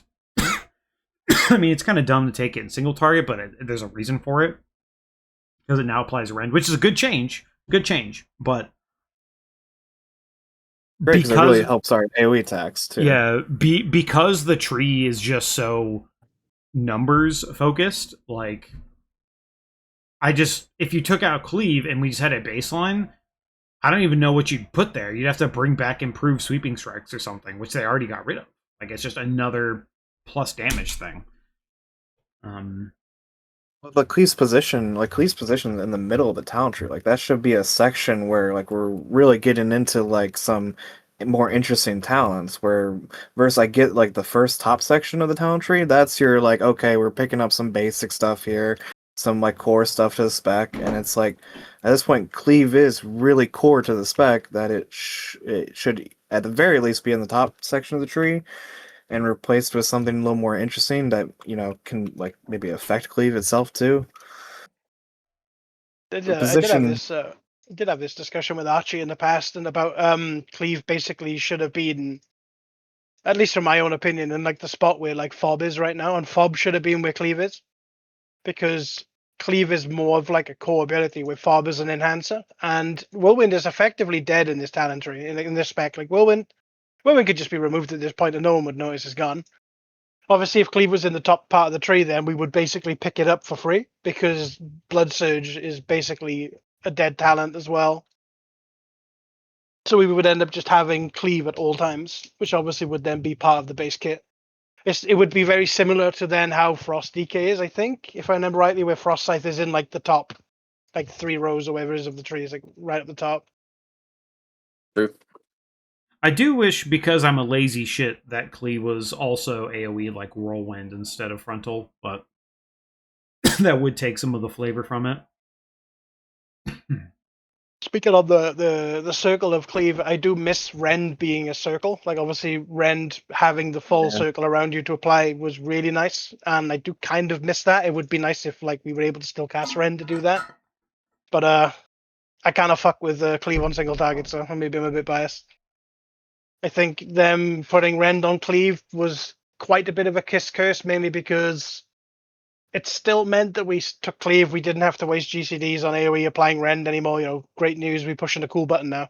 Same time, it is completely overrid Rend in single target, mainly because Rend's less rage cost makes 0 difference before execute, because we're already drowning in rage. So spending more rage is obviously a good thing, and Cleave does more base damage. Like it just wins all around. Can't really compete with it. For some reason, though, Colossus doesn't want it on single target, though. It doesn't make sense.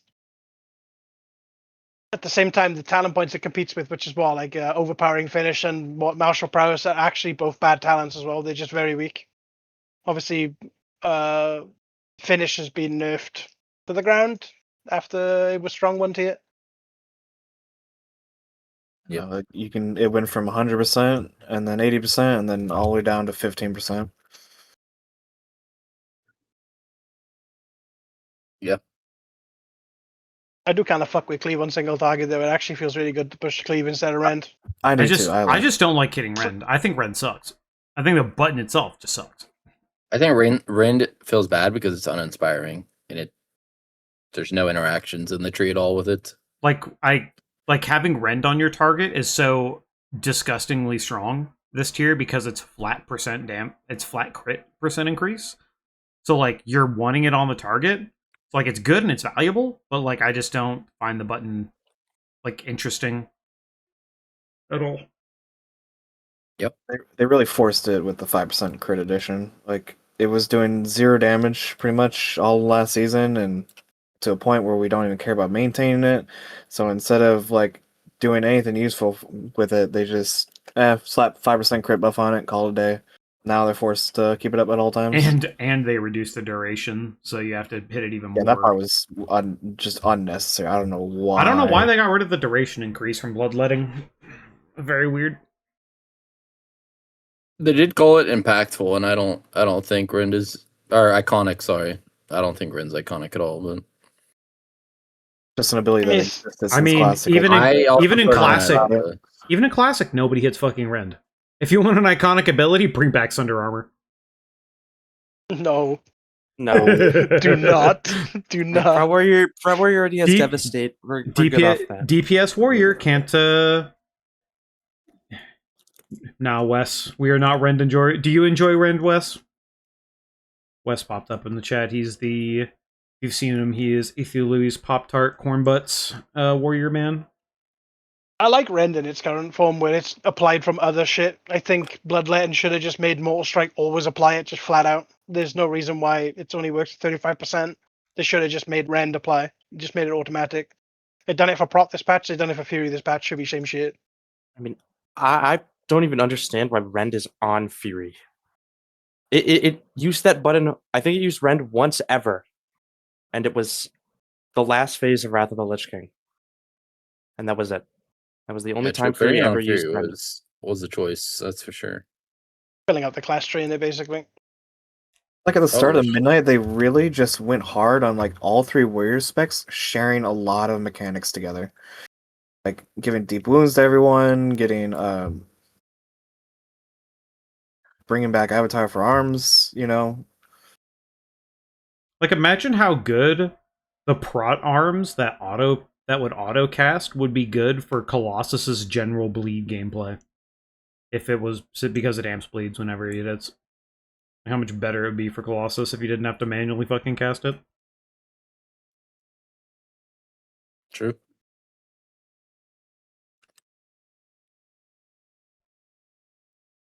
But at least I don't have to worry about it. So Ravager exists because they really just can't come up with anything else, like a choice node for Bladestorm. To be fair, at least for Prot's discussion, them making Ravager passive was really good, mainly because it did cut down the insane button bloat there is Prot Warrior. Prot Warrior has too many buttons. That's because Ignore Pain is one of the stupidest sets of defensives ever, because it removes all of your fucking resource so you can't shield block, but you have to fucking spam it. You have to spam it. Like, to get more rage to spam it again. Like, if they made Ignore Pain a cooldown and they actually buffed shit like Fueled by Violence or whatever, the talent that the damage you do feeds into it. So, like, if it gave you 100% Ignore Pain and then you were trying to do damage to keep up that buff, like, that would be one thing. But the moment Ignore Pain falls off, that talent stops working, so you gain no value out of it, so you have to recast it instead of trying to do damage. Like, I don't know. Ignore Pain spam on Prot, especially Mountain Thane, with the abundance of rage you have between all the shield slams, with the additional free Rends after the Prot Warrior buffs to make Rend getting free Rends more consistent. And because you're T-clapping all the time, you're just swimming in rage, and if you're not hitting Ignore Pain, even at 100% value of Ignore Pain, you are just losing damage because Prot Ignore Pain works with Avatar. So you just fucking you just lose damage if you're not spending rage on nothing. No, I think Ignore Pain's a dog shit defensive. It should never be good. I never want to press that shit ever. It feels awful. It's crazy to me that somehow Protware 2 off GCD like maintenance defensive abilities somehow survive the pruning expansion. Well, as Prot, it feels fine to use Ignore Pain because you just get so much rage that like it doesn't really feel like it's impacting your rotation at all. But on Yeah. arms, it feels like it just hurts. I don't know. I just feel like with Pro, you could have just merged Shield Block and Ignore Pain and called it a day. Like, do we really need yeah. 2 separate buttons for this when True. Shield Block You is don't- already pretty much 100% uptime? It's true.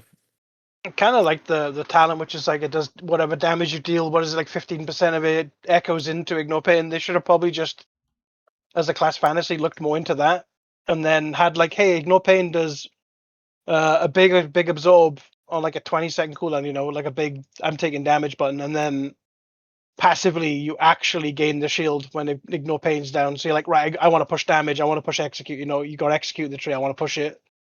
I want to Yeah. push. I want to push. I want to push. What was it called? Revenge. I want to actually push that button. Because it says here that 10% of the damage you deal adds to your active Ignore Pain or the next Ignore Pain you activate. And it says it can be increased by up to 150k, which is basically nothing.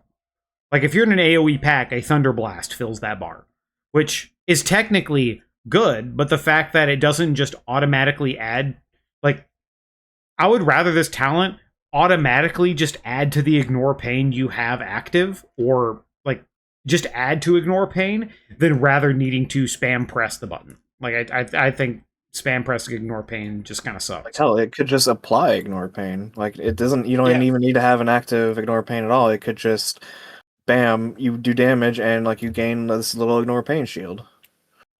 Also, this reminds me, one last thing. Well, I guess maybe not one last thing, but one thing we didn't talk about is I think we can all agree now that after of having to a full tier of having to rely on shamans, if you're playing arms, that resources mattering and being impactful just isn't the play anymore. It's just better to have it be cosmetic. It rather doesn't be matter pressing for my buttons. rogue. It doesn't matter for casters. It doesn't matter for outlaw. Like, if you have enough Yeah, I'm haste saying, on like, it outlaw, feels good like, to not matter. energy doesn't matter anymore. Like, I do like the fact that rage, like, can change your gameplay. Like, I think rage as a resource is a good resource, but I do think that in how it's used, like, for Ignore Pain and Prot Warrior, I don't think it's I think it can be also detrimental, because if you're capping on it, it's always bad. But your regular gameplay does not actively spend it unless you do it on purpose. Like, with the amount of sudden deaths you get, there are times I was sitting at 120 rage, like, constantly without a shaman in in the dummy dome, right? So with a shaman, like, Yeah, I haven't if- actually got to do any keys on PTR with Yeah, the shaman, 'cause- so I have no clue how it feels. well, like, with a shaman, if I'm spamming execute into a target, like, if my shit goes from execute, mortal strike, execute, mortal strike, or I think it's 3 executes, because it's every 4th global's a mess, right? Without Battlelord, I think. Execute overpower, mortal strike. But here's the thing: do you even need to press overpower if you have so much additional rage from a shaman with all the additional free No, rage you're execute. getting? Like, it's possible No. that it's not even worth pressing overpower in that situation. I would love that. Depending I don't wanna press that on- button. Well, it just depends on your rage threshold, right? Like, I would say, like, if you're like at or below 80 rage, then yeah, overpower is probably the right press. But if you're above that, you just don't press it. I thought it was 40. Is it not? But that's basically how it works at the moment. I don't know how much you get from a single Wind Fury proc, so I just said 80 is like a kind of a guesstimation. I don't Okay. really know what the Was it real 24, number is. 24 to 28, depending if you crit? Was it 22 to 24 is one of them? I don't know. Also, the fact Well, that Arms' entire resource is based off auto attacks. There's nothing else that really interacts with it. Yeah, and no everything swing else. timer, by the way. We forgot about that. We have no swing timer. But Rat Paladin used to have one, so W. I did bring this up on my forum post that Ret Paladin this patch had its Wind Fury bullshit guide, so it's just attack that speed too. now. Yeah. They could easily do something like that for us. They could make it cosmetic. They could make Well, it do Archie- something else. Archie did say he brought that up, but it would require more work than they can do right now. They probably Yeah, also obviously, just like apparently. thematically like it. They like that you want to group with somebody. Probably. I mean, I've mentioned this before too, especially in my rage post. Like, arms and rage is in such a weird position where it doesn't feel like rage as a resource is like our main like design focal point. Like, it always kind of feels like it's uncontrollable. Like you can't. It can either can't be predict it, is what you mean? yeah, it can either be insane where you're just swimming or you're just completely dry. Like there is no in between. Like the way it's designed, like it makes perfectly balancing it just feel like an impossible situation.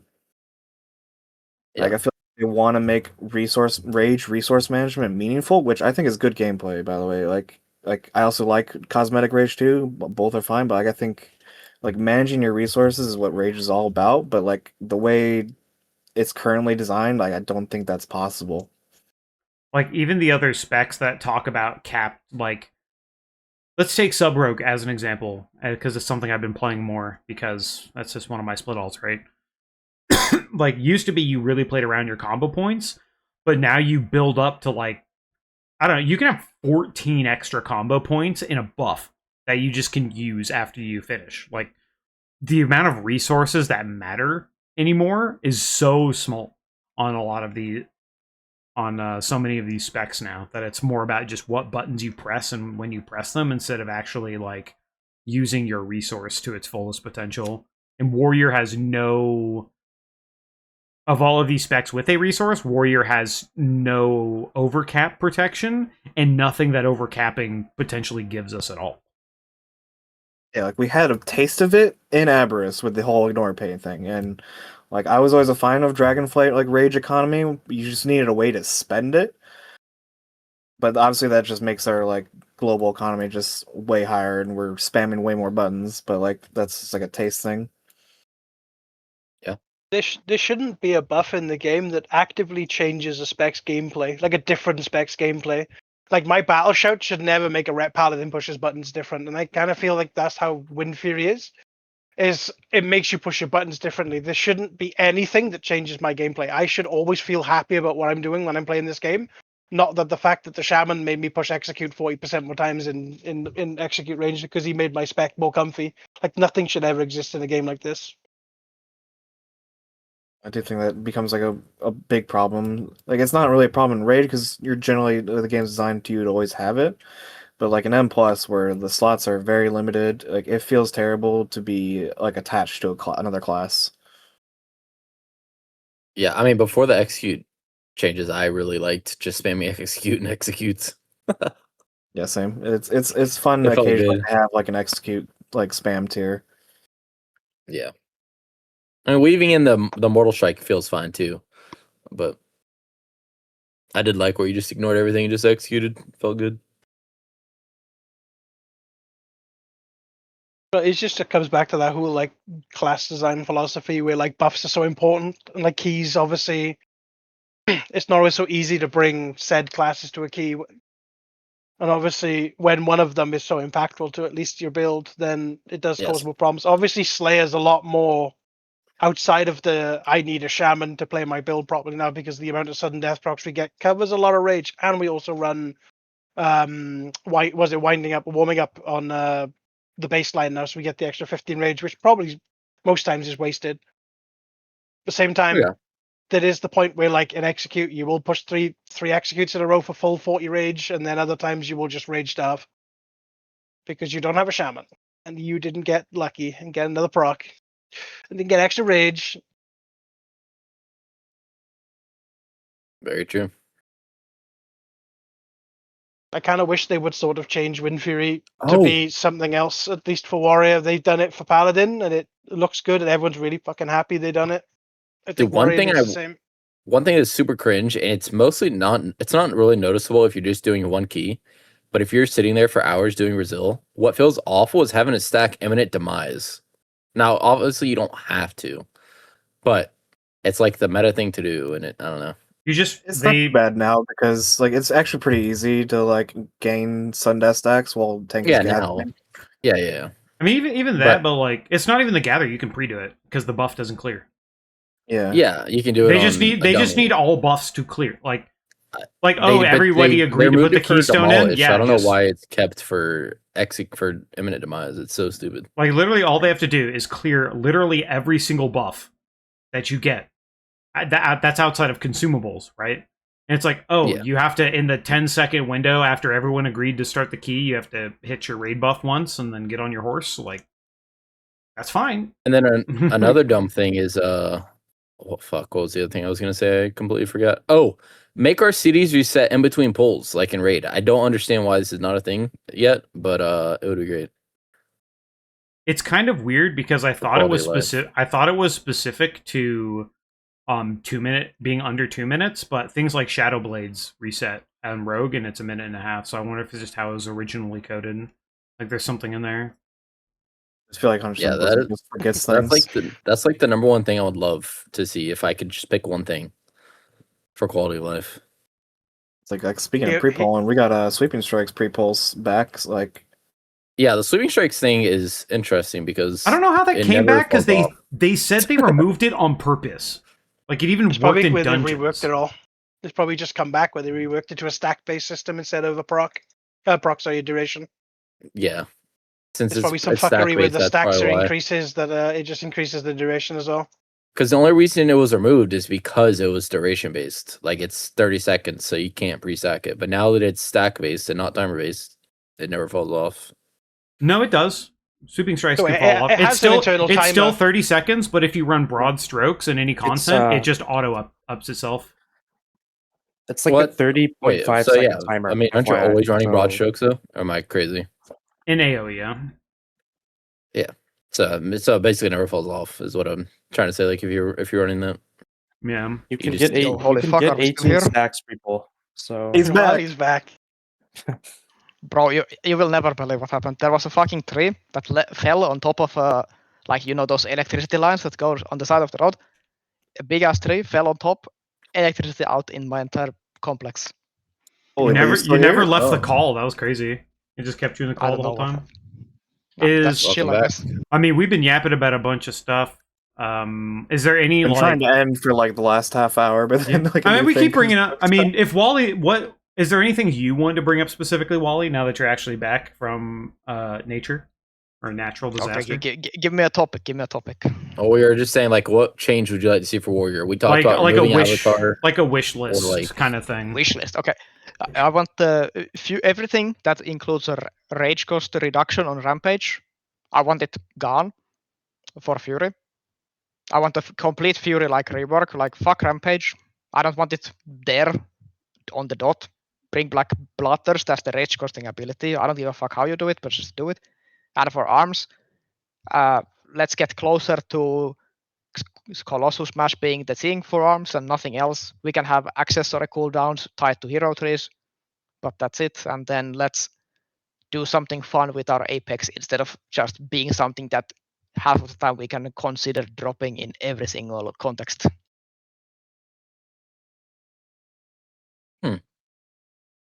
I mean, isn't it like Colossus pure AoE? Like you can drop the 4th Apex? Yeah, basically that. But like even right now, it's only worth taking because all of our other talents are so shit. Every time our Apex is bad, instead of buffing the Apex, they nerf everything else. So that is true. We were taking other talents in the beta cycle, and then they just nerfed them instead of because the Apex was so bad.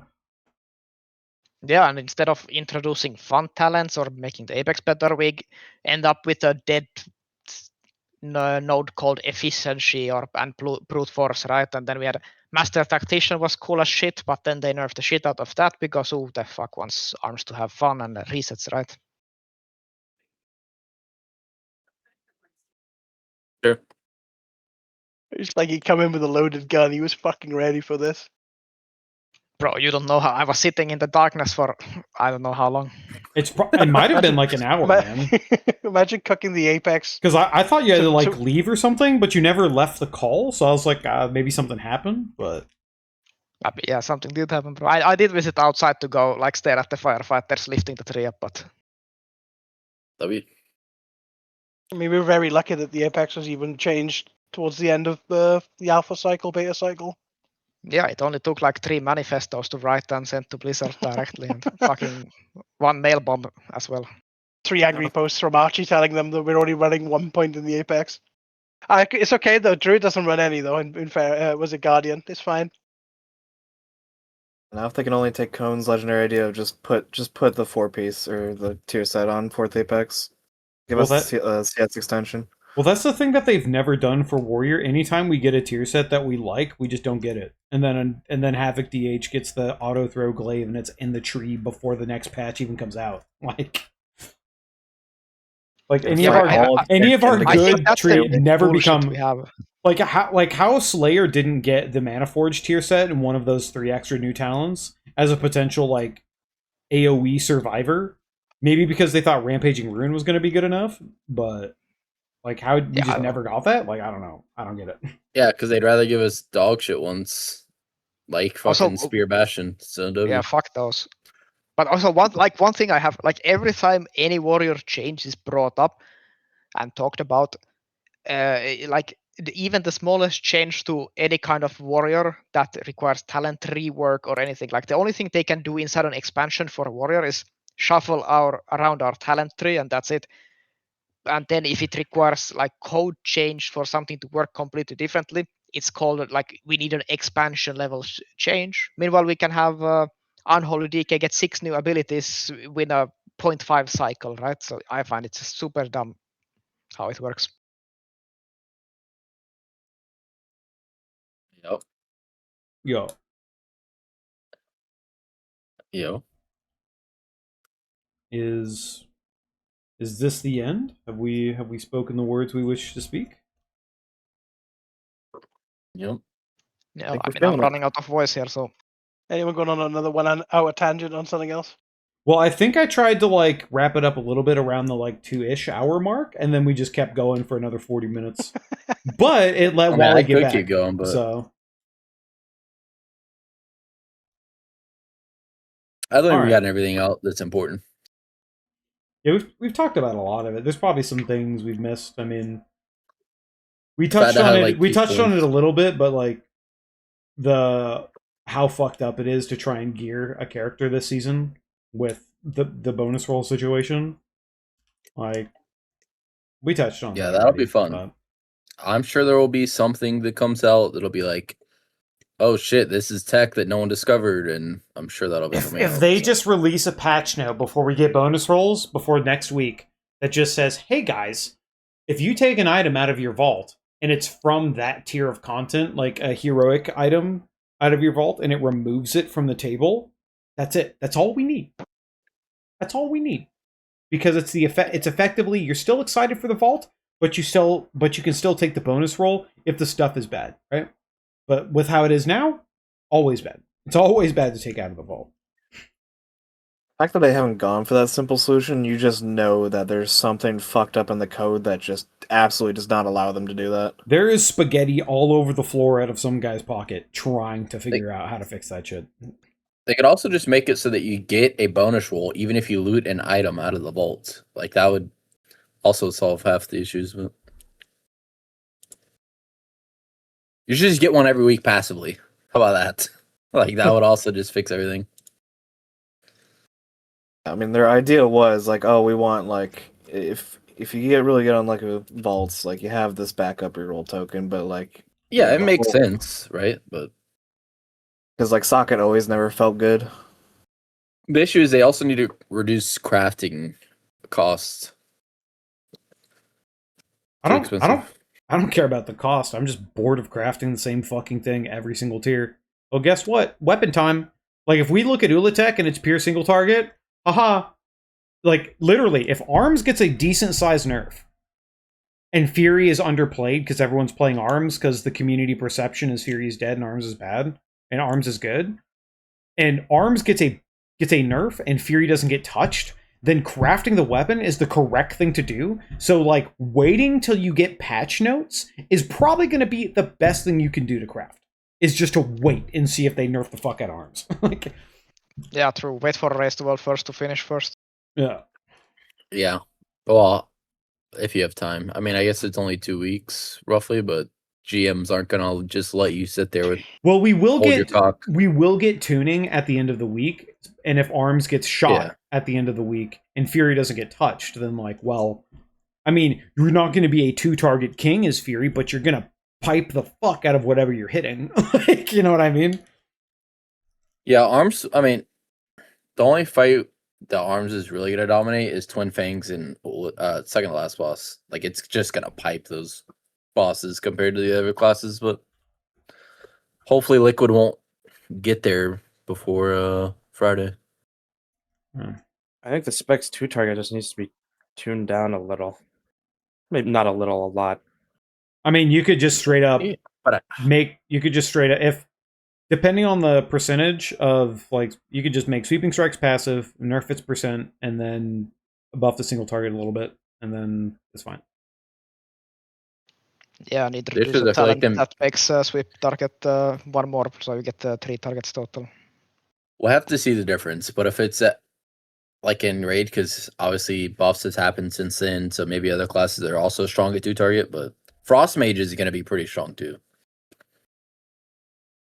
Maybe. Yeah, a two but I target. think like 2 target niche in this tier, like from like what I see people complaining, there's like a lot of the strong specs that are like there's the elemental shaman who like it can do good with 1 target and then it jumps back again up in the Yeah. mid. There's like 3 or 4 targets. Then we have Boomy who's like mid single target but spread AoE. Shadow Priest actually looks good at 1 target, but 2 target again it doesn't gain anything like too much from the second target, but again mass AoE, spread AoE, it's there.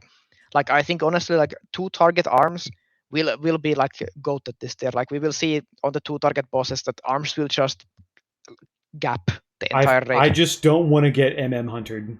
Like, the reason why I want my spec to be good but not the best is because if your spec is the best, you get hunted. Your class gets fucking nuked into the desert. Like, it becomes nothing. I think they could literally remove powerful momentum and it would barely touch arms. Like unironically, because Yeah, a lot of it arms' really- buttons completely ignore. I mean, we just powerful get momentum. we just Yeah. get a new fucking talent point that does a little more damage. It'll be fine. Yeah, although I do like that we're actually strong on a niche for once, like when we're supposed to be. Yeah. I don't know. Yeah, Talk First about time this for earlier. something, What's right? the Like, part point of of me is niche if you're thinking- just gonna nerf it? Part of me is thinking like, okay, this is arms' niche. Why should you nerf it just because it's strong in that niche? It's like with the Queen Insect here, like we talked about plenty of times. Why are we punishing a class for boss design that they chose? Yeah, and I think like literally in the midnight patch notes, they came in with the mentality that arms should be the 2 target apex class. There should not be anything better at 2 target than an arms warrior, right?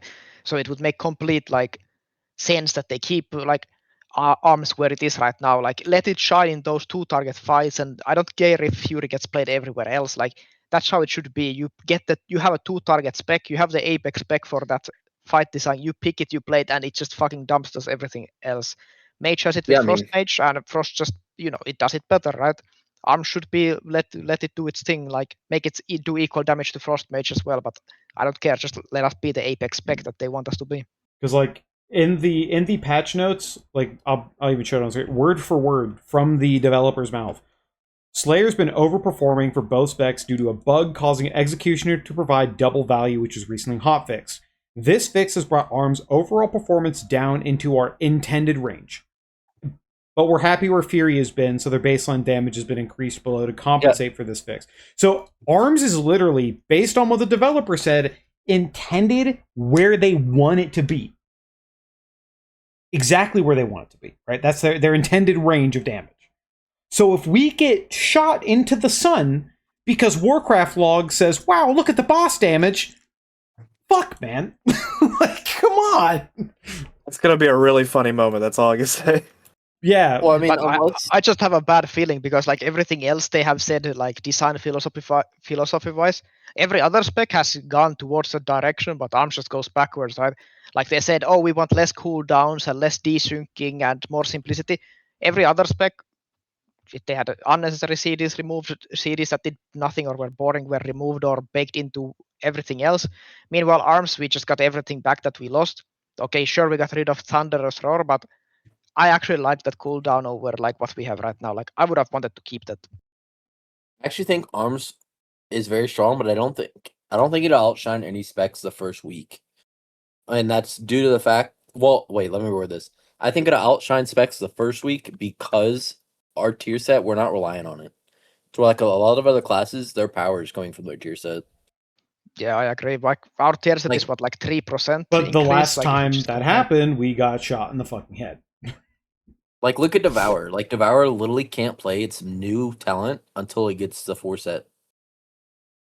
I think So we'll Frosty probably is the look same, like right? super strong the first week, and then the second week, arms probably won't look nearly as strong.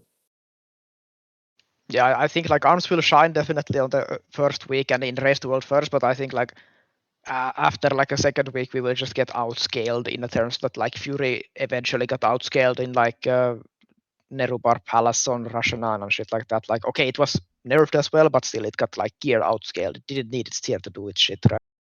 Yeah, Fury will definitely. I think Fury will definitely be the pick after first week. Maybe it'll depend. For sure. A lot of dependence. But it variance. like it can completely change what you're supposed to craft. So like crafting anything feels like a fucking nightmare right now.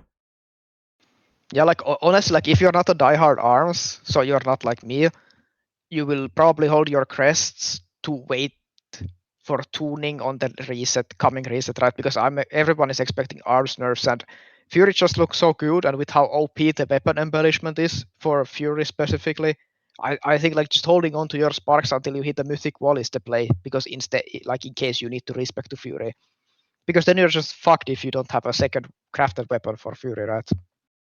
Not fucked, but I mean, there's plenty of two-handed there's weapons. a lot of weapons. From And, I Mythic mean, well, grade. that's the thing. But the other problem is like if you craft a weapon, the heroic version is so much more valuable because of the 2 set with the trinket as Fury as well. If you get the heroic weapon, cantrip weapon with the 2 set effect. Yeah, especially like you get a myth weapon on your main hand, and then you just get the natural drop from the heroic weapon from the second to last boss, and it's going to be crazy, right? You guys might not understand just how ridiculously broken the weapon embellishment is, but it's insane for the raid. It will be insane, like damage gain over anything else on the offhand or main hand slot or other embellishments at the same level, right?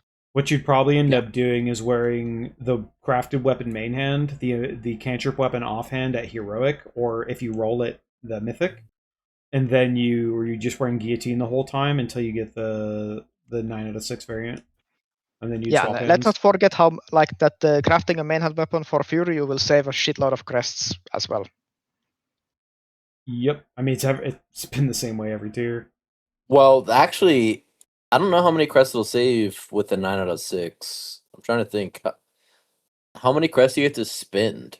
I mean, No, it's the 9 out of 6, they drop at 9 out of 6. You right, can't get 9 out of 6. Oh, they any other do way. drop 9 out of 6? Okay. Yeah, so the if you have to use a secondary, like an offhand weapon, the crests are net neutral to where if you craft a mythic one, you're essentially crafting the 1 to 5 step, which is 80 crests anyway. Whereas if you got another mythic weapon, then you're also just being able to spend 20 crests to get that 6 out of 6 step. And so it's technically neutral, especially for Fury. Yeah, the biggest worry I have this year is just where to spend bonus rolls. Like, obviously you're gonna send them where your GM tells you to, but like for 4 weeks, like let's just say, I don't know how long you guys are taking, but I assume for my guild it'll take 4 weeks. So that means I'll have 3 bonus rolls. So it's gonna depend also on like, is reclear gonna be easy? Is it gonna be hard? I just think while the crest usage is awful, the second to last boss on heroic just feels like the more optimal way because you have a higher chance of getting the items you want while they are lower item level. I mean, certainly, yeah, but like in Fury scenario, I would see a world where you would rather loot the item on heroic track and then upgrade it to max heroic track for free and just put it in your offhand when you're crafting a myth weapon, right? And then you would just send Yeah. bonus rolls on Ulatek for the neck, legs, and trinket. Yeah, but depending on your crest economy, because like, okay, you're crafting a weapon, right? 80 crests gone. Like, what world that's the is hard there part. a world where you like start rolling on mythic bosses because like you will be given some mythic items, you're the best spec in the game in the raid, right? So there is no point that if your loot council just ignores you. Like at what point do you think that okay, maybe I should roll on a mythic boss instead on week 2 to get a 6 out of 6 mythic item to increase my power over prioritizing 1 out of 6 myth item that might be my biz from the last boss or second to last boss, right? Because like if you get given the heroic weapon because nobody will want it. There is a high like reason for you to get the heroic trinket right as well if it Well- drops. So you then you Well, have the it's combo tier six. it's really easy for casters this year to only roll the last boss, especially if you have a healer spec. Because if you have a healer spec, it removes the font trinket off the boss, and you only have 3 items: the cantrip weapon at Myth Track, the cantrip chest or whatever for the other slots. Because every class is a cantrip like armor piece slot, and then whatever the third item is off that last boss. So every single Yep. item is a hit. Like it's the neck, it's a cantrip armor piece, and it's the weapon if you have a healer spec, because they get to remove the font off of it. For warriors, we can go prot spec, but then we're picking up potentially a one-handed sword that does nothing for us compared to just having nothing in there at all to dodge that font. Yeah, that's why I think like there is like the bonus roll for melee is so like annoying because like okay, there is items that you will use if you hit them on the second to last and last boss. But I think like for Fury, the opportunity cost at rolling the second to last boss for the weapon is just too big compared to just crafting a two-hander and then rolling for max myth items from the earlier bosses. Like imagine rolling explorers for a Gebbo's bag and then your raid can give you like there is the haste mastery boots from the first boss. That's a good investment. There's an crit early mastery chest bracers you piece could hit and too. everything. Yeah, there's like so many good items that your raid can just give you because like nobody else is gonna have the crests to use them because they are busy upgrading their 1 out of 6 myth weapon that they got from the second to last boss or the last boss of the raid, depending on whatever. Yeah, it's gonna be I don't know who I'm gonna look at for my bonus rolls, but probably just follow whatever West War does because he'll be clearing before me, like at least a week before me. Shout out to Wes. Yep. Yep, I like Wes. Also, for some reason, And- whenever I talk about the Or Iroka too. Iroka also will be a week before me. I'm also talking about, for some reason, anytime I think or talk about Pop Tart Corn Dog, I never say their name correctly. I always like to call it Pop Tart Corn Butt or Pop Fart Corn Butt, shit like that. I don't know why, but oh no, Tupac hit the Who Is Wes. Oh no, he got hooed. I mean, Dude, yeah, so you remember who the Apook- fuck is Apook- West, man? A poop getting hooed in the fucking Warrior Discord and changing his name to Who Lamau. Oh, so Oh. that's rough, buddy. Sorry, what were You're you gonna also say? on vodka, so you should also be. You'll be in the same issue as me. Well, we're doing different things. Don't worry. What? I have He's got 3 secret mirror strats. characters. He's got strats. Yeah, have 3 so I mean, warriors. if you have mirrors, you're just gonna be RNGing who wins, which warrior wins. Yeah, it's so quick though as a mirror also. But as I'm missing out on like the first week of loot. It's actually My more character. fucked for mirrors because Yeah. you're gonna be like, you can't do anything on any mirror to help with splits because if one of the other mirror wins, then you're gonna swap into that one. So you can't even craft. Like at least with me, since my 2 ults are a DK and DH, I can just burn stuff Yep. on them. But if you play mirror, you can't. So I mean, if you have an unlucky mirror, you can just like sack your myth crests on it and then win on Yeah, your turn mantle. it into a Yeah. crest. That's what I'm that's the doing. other potential as well. Is like I have 4 characters, right? And I'm debating turning one of them into just a crest guy because realistically, how much value can I get out of a crest guy? Because you can guarantee you can guarantee Hero of the Dawn at week 4. Well, it's not Um, even about that. If you upgrade a full, like, let's just say you upgrade your helmet, you're gonna get the crush reduction just on helmets already. It's like you still get the crush reduction even without the achievement. It's just not on every slot. I didn't even So know it's that was still, a thing. still worth Really? what? I thought that only applied once you got the achievement on one character. No, you can do it right now on champion crests and stuff right now. Yeah, if you have like a important slot you want to upgrade, you log onto your alt, you sack your crest for that slot, and then you go back to your main and you save like half the crest. Yeah, my guildie's 299 item level doing that across 6 ults. Yeah, and I think like the Haraldan or whatever his name is like 300 Yeah, that's my item or- guildie. Yeah, that's Yeah, my yeah. guildie. yeah. He did I saw that. his video, bro. It's crazy. Yeah, it is crazy. He got 300 crest on all 6 ults, by the way. So he's a little out there mentally, but you know, he's But, grinding. But I think sec like sacking your crest, like if you have mirrors, like you will only play one mirror, right? So you technically have 2 characters where you can sack your crests, and I think like that's insane value. Like even with myth items, right? Like you can technically sack them if your one guy gets heroic sacked and the other guy you just upgrade a myth thing into the max, and then you log on to your main and upgrade to the max for half the price. Yeah, unironically, this is probably the best tier to have ults because you can save a insane amount of crest just by upgrading like your helmet on one ult, then a belt on another, like for example, or a weapon on the other. Like you can get insane value out of it.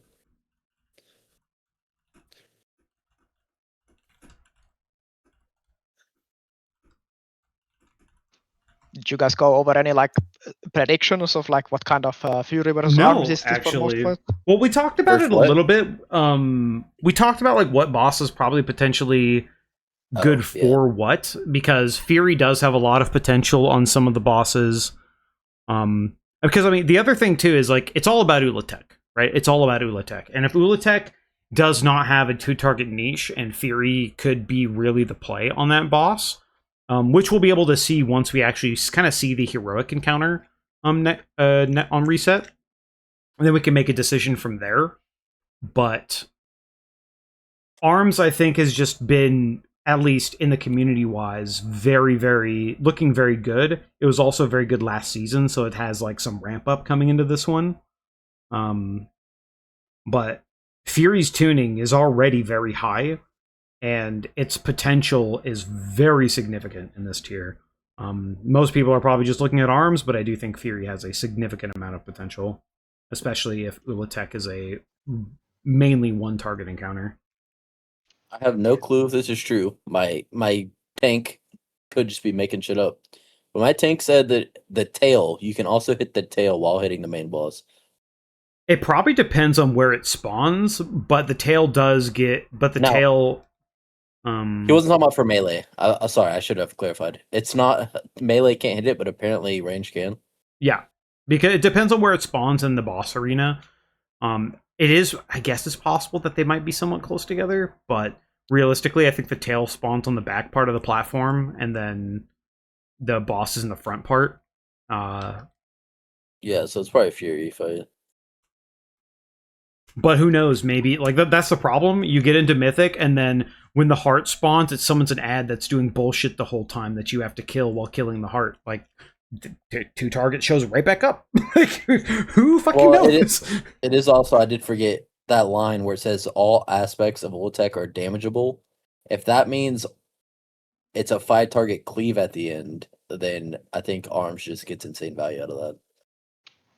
I also think like one dark horse we have right now, I think Colossus Arms could definitely show up.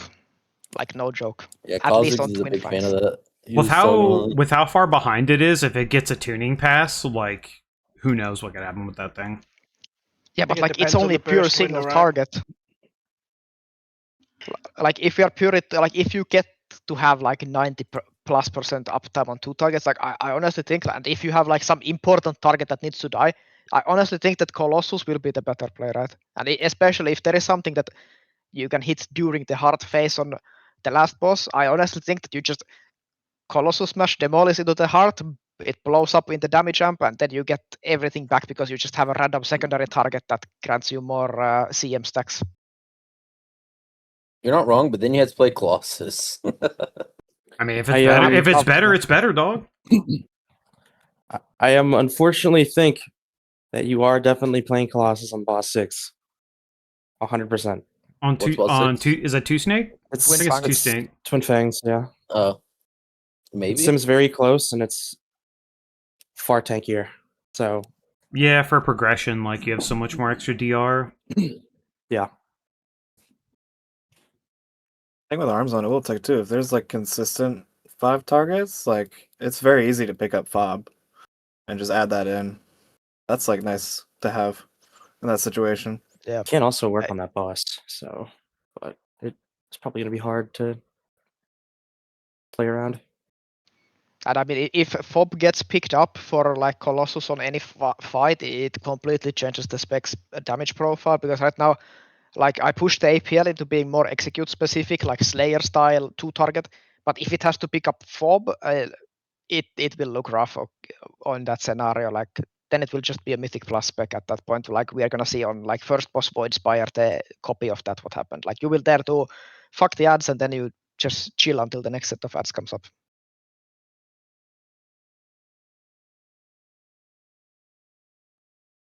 Yep. Well, anything else I need to add?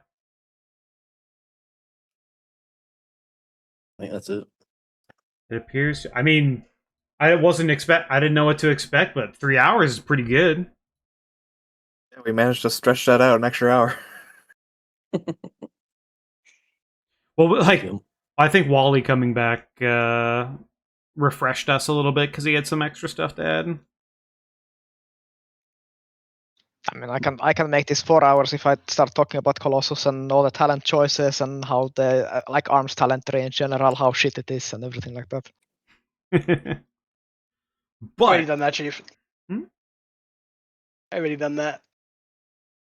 if no one has anything to add, probably a good time to call it. I'll be chopping this up, and well, not chopping it up. I'll just be putting it on YouTube as well, and then I'll be grabbing. You just want me to grab like your guys' Twitter links or something? Is that the easiest way that I can put people can go find you? Sure. Sure, that or my Twitch, I guess. I have Or Twitch. YouTube, Twitch, whichever. Gotcha. Yeah, I'll just figure. I'll just put both if I can find them under the section for y'all, so they can come find you. Yeah, I it's don't up to really Pavar have on social YouTube. media, so you can just ignore me there. I will. There will be stuff on that YouTube channel soon. Well, thank you very much for joining me. It's always fun to Warrior Yap, and not sure when we do it again. Normally, it's like once a tier or something. So we'll see how it plays out, and maybe there'll be more fun stuff to talk about going into the next patch. Yeah, if Dan were here, this would be another 2 hours, unfortunately. He's not here. He got knocked out by the storm. All right. Well, I will then call this